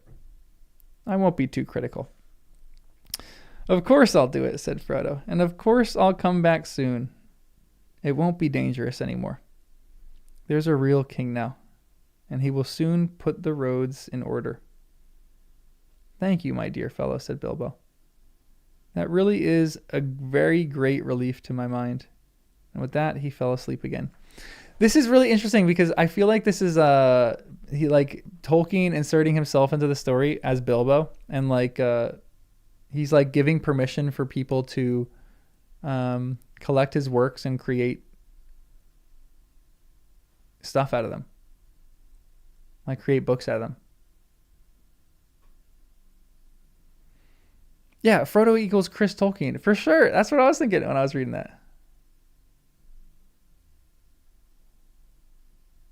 That's so cute.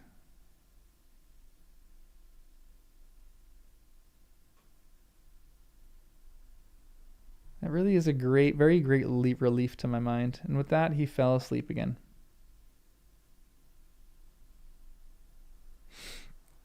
The next day, Gandalf and the hobbits took leave of Bilbo in his room, for it was cold out of doors, and they said farewell to Elrond and all his household. As Frodo stood upon the threshold, Elrond wished him a fair journey and blessed him. Then he said, I think, Frodo, that maybe you will not need to come back unless you come very soon. For about this time of the year, when the leaves are gold before they fall, look for Bilbo in the woods of the Shire. I shall be with him. These words no one else heard, and Frodo kept them to himself.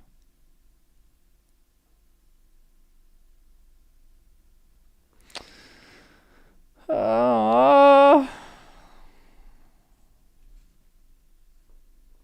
don't want him to leave without Sam and Merry and Pippin.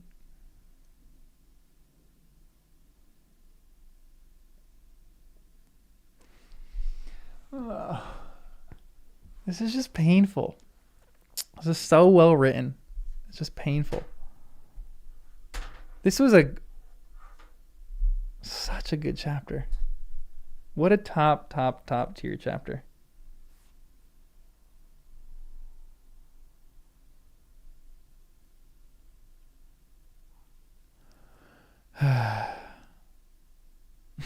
No, I can't read the next chapter. Wait, I missed the super chat? I was just so keyed into reading right there. 1 second, let me scale up. Worf again, thank you. Those 3 books of lore from Bilbo. No way, are the Silmarillion? For real?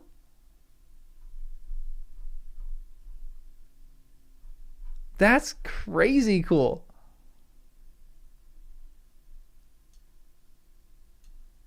That's so cool. I did not know that.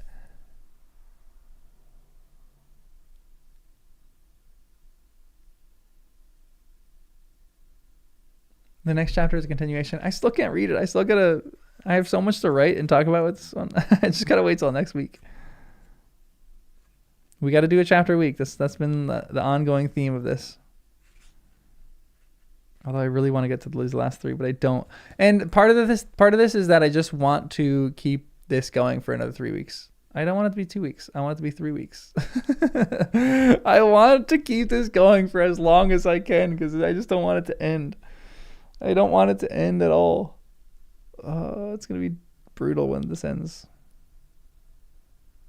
It's going to be too sad when it ends. Then I have time to reread it, you know? That's actually kind of crazy. Appendix will take 4+ weeks. Interesting. Okay. Love that. I just don't want the story itself to end. There's too much good stuff in the story. That was just I feel like there was a lot in that chapter of like when I read the Silmarillion and everything else, I'll probably that whole chapter feels like it'll take a lot of new meaning for me. Yeah, I don't even want to look at how much is left in the book. Oh gosh. Just this. Guys, we just have that left in the book right there. This little measly amount. Sad. But glorious. Oh, we need a sequel, The Return to the Fellowship, please.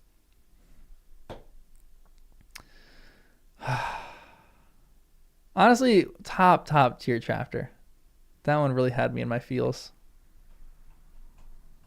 So many beautiful moments. So many just cool things. Like I'll probably say this.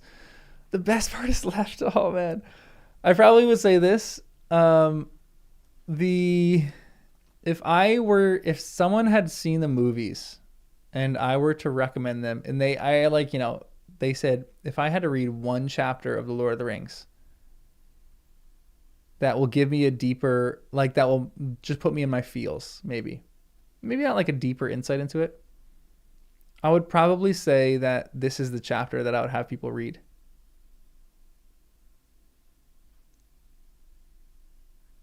I don't think so Treebeards, that's a really interesting question. Ooh, hold on. My favorite parting. I'm going to answer that after the Treebeard question. The Treebeard one is really interesting to me because I kind of agree with him. Like, no thing should be caged, but it seems very unwise. Like, he couldn't have waited a little bit longer. But at the same point, I kind of agree with him. I think Treebeard did get played a little bit. So it wasn't necessarily Treebeard's decision on that. I think maybe Saruman was speaking those things into his mind, like I shouldn't be caged, and he kind of just kept getting influenced by Saruman. But I think I still kind of like his logic there. Like no living thing should be caged like that. Saruman was kind of already broken. But I don't know. A coworker who's read the books but never seen the movies. Bliss. They're in a blissful position because they get to watch the movies in their heads every single week. That is so great.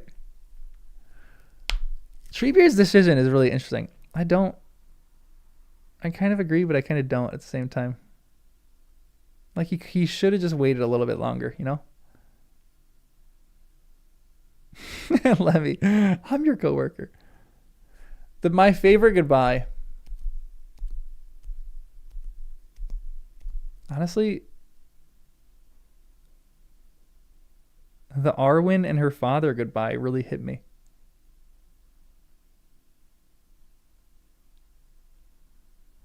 I'm going to say this to... Oh, sorry, I just tapped the mic really loud. Hopefully I didn't blow your ears out. So there's something in this chapter that kind of hits me. Because this is how I sometimes say goodbye to friends. Because I don't like big fanfare. I don't like, a lot of drama when you say goodbye. A lot of the goodbyes in this chapter felt like, don't worry, we'll see you later. I felt like almost all the goodbyes were, oh, this is goodbye. But if you see the Entwives send word, Aragorn says, oh, goodbye, but I'm coming up north. I don't know, but I would almost doubt that they would see Aragorn again. Like maybe Sam, Merry, and Pippin would, but I kind of feel like Frodo is never going to see Aragorn again. So it almost feels like all these goodbyes are like, oh, this is so sad. We'll say goodbye, and then all of a sudden they're like, oh, don't worry, we'll see you later. And because they almost can't deal with the goodbye themselves, which is the same thing that I think you feel as readers. So it gives a lot of closure, but at the same time, it doesn't. Tale of Aragorn and Arwen say a lot about the parting. Interesting. Okay.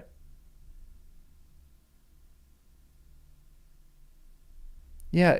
Oakleaf, that's a great point. They're really all still connected except Elrond and Arwen, which is why that goodbye has a lot of power for me. That seemed like the grandest goodbye. We didn't even get a peek into that one. Ooh, the Scouring of the Shire is the only time Tolkien gets political. Interesting. Mr. Donato, thanks for the $5. Are you going to read unpublished epilogue? Yeah, I think some people were talking about that. I think Michael was talking about that too. Definitely going to read that. Should I read that after the Silmarillion? Maybe we'll have like a week where we read that and discuss that. After or before the Silmarillion? Or I mean, after or before the appendices? Read that when I come to it in the histories? Okay. Interesting. The new shadow is depressing. Now I can't joke about Eowyn. Oh, no, I meant to put 20. I meant to put 20 of them there. I can never make another joke about Eowyn. No. Thanks for all the donations, guys. I appreciate it. You guys are honestly the best. Thank you so much. I will never make another joke. Tomorrow's essay is going to be a very serious essay about Eowyn and depression. I think the essay that, or not the essay, the goodbye that probably got me in my feels the most was,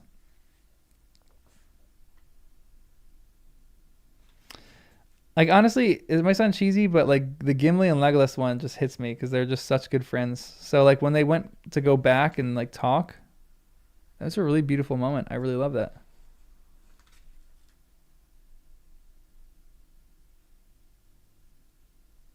Like Mary saying goodbye to Theoden too. That was really beautiful.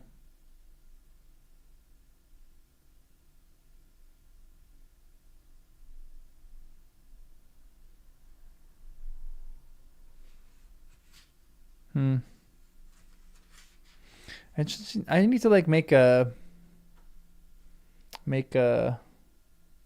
full essay on just all the goodbyes in this chapter. But it does feel like one of those chapters. Like for people who have only seen the movies, this is like the one chapter that you should read. Get a little more closure than the movies provide. Even though the movies do provide closure, it's interesting. Not as much as the books. Not as much as we need. Read the second version of the epilogue after the last chapter. Interesting. Okay. We'll put it to a poll or something like that. I would love to read it quick. I think it'd be fun. Man. There's some chapters that should kind of stick with you and like hit you. This is one of those. I'm about to go take Wes for a walk, and I think this one's going to be just like looming around in the background. It's going to get me at random times. I might go listen to this chapter as I walk too. It's just a beautiful one.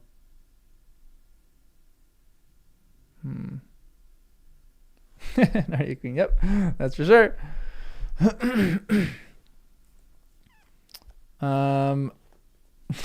Yost. You can just go. We always just sit and chill and chat at the end of this anyway. So there's not going to be much else. I'm just hanging out. I need to decompress after every single one of these live reads, so I feel like that's kind of nice to do right now. I'm getting to the point where I told you guys this a while ago. Oh, also, I didn't show everyone. Everyone, look, my sister made this bookmark for me for Christmas. I am planning on getting I'm planning on digitizing this, making a print, maybe like selling them for like $5 or $10 or something like that. If anyone wants a bookmark, I'm just going to give all the money to my sister because she's a great artist. And she wrote a little quote in the back, and there was Frodo, pale, worn, and yet himself again. In his eyes there was peace now, neither strain of will nor madness nor any fear. His burden was taken away. So good. And now it's my bookmark. It's a little too big for my book, but it'll fit in my other ones. These ones are going on the shelf because they're like destroyed, and I'm not going to pull these ones out again. Yeah, it's watercolor. She's great. She's a good artist.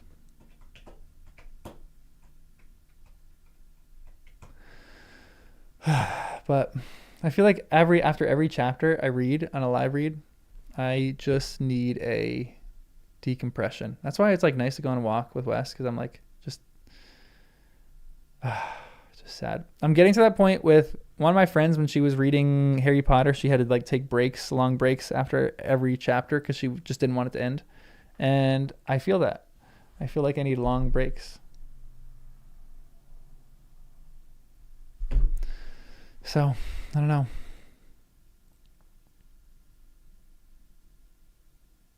Legolas and Gimli's story is not over? I hope they go see each other's lands. I hope we get like something in the appendices that is like Gimli went to Mirkwood and they hung out there for like a year, and then they went and they got they went to the Iron Hills or Erebor. Where's Gimli really from? I always forget that. From Dale. I'm excited. Read more of that. 5 editions of Lord of the Rings. The original reading one and other nice versions. Yeah, this is my original reading one. I have other versions I already have up on the shelves up there. So I'll do like my second reads on those because they're really nice. They're nicer than this one. I would love a good leather-bound edition of the Red Book. Paul, that would be sick. I gotta find one of those. I see some copies of like leather-bound ones. They don't look that great. Like I want like a really, really nice ones.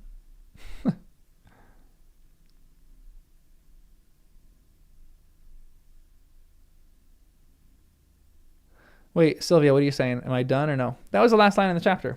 I read that. I'll read it again.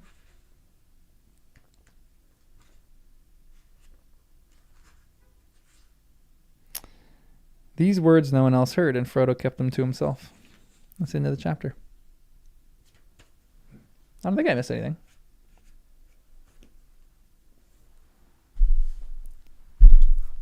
Mm, 1993 copy of Father Christmas that has envelopes with copies of the... Oh, no way! That is beautiful! That is a great gift.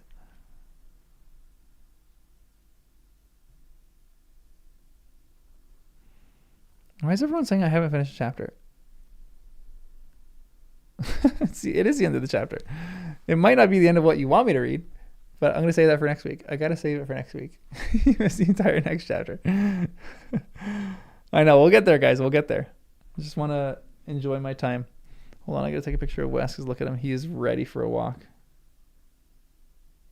He's just staring at me like a lion right now. Look how big he looks. This is Wes right now. Just staring at me. He's like, can we wrap this up? I want to go for a walk. So I'm going to do that. I'm going to wrap this up so we can go for a walk. Yeah, the next chapter is what? Homeward Bound? One of the greatest movies ever made, Homeward Bound. I haven't seen that since I was a kid. I got to rewatch that. It's very short, so next week's will be a short read.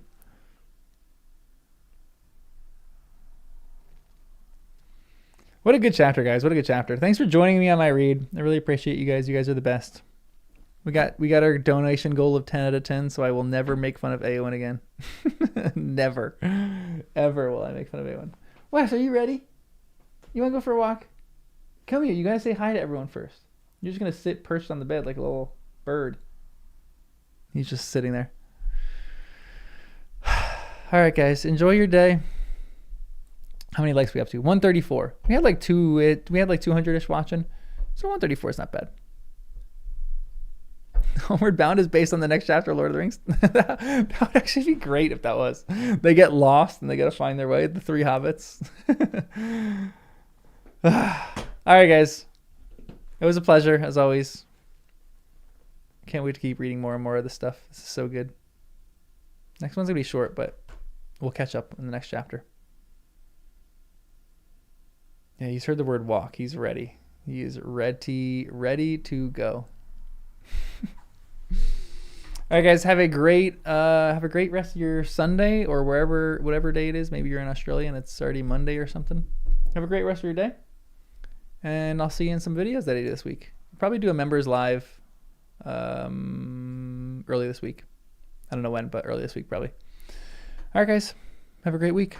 And as always, remember to say goodbye to Galadriel. This whole thing takes on a whole new meaning now. Oh, this is like, it's gonna make me tear up a little bit. All right, guys, later.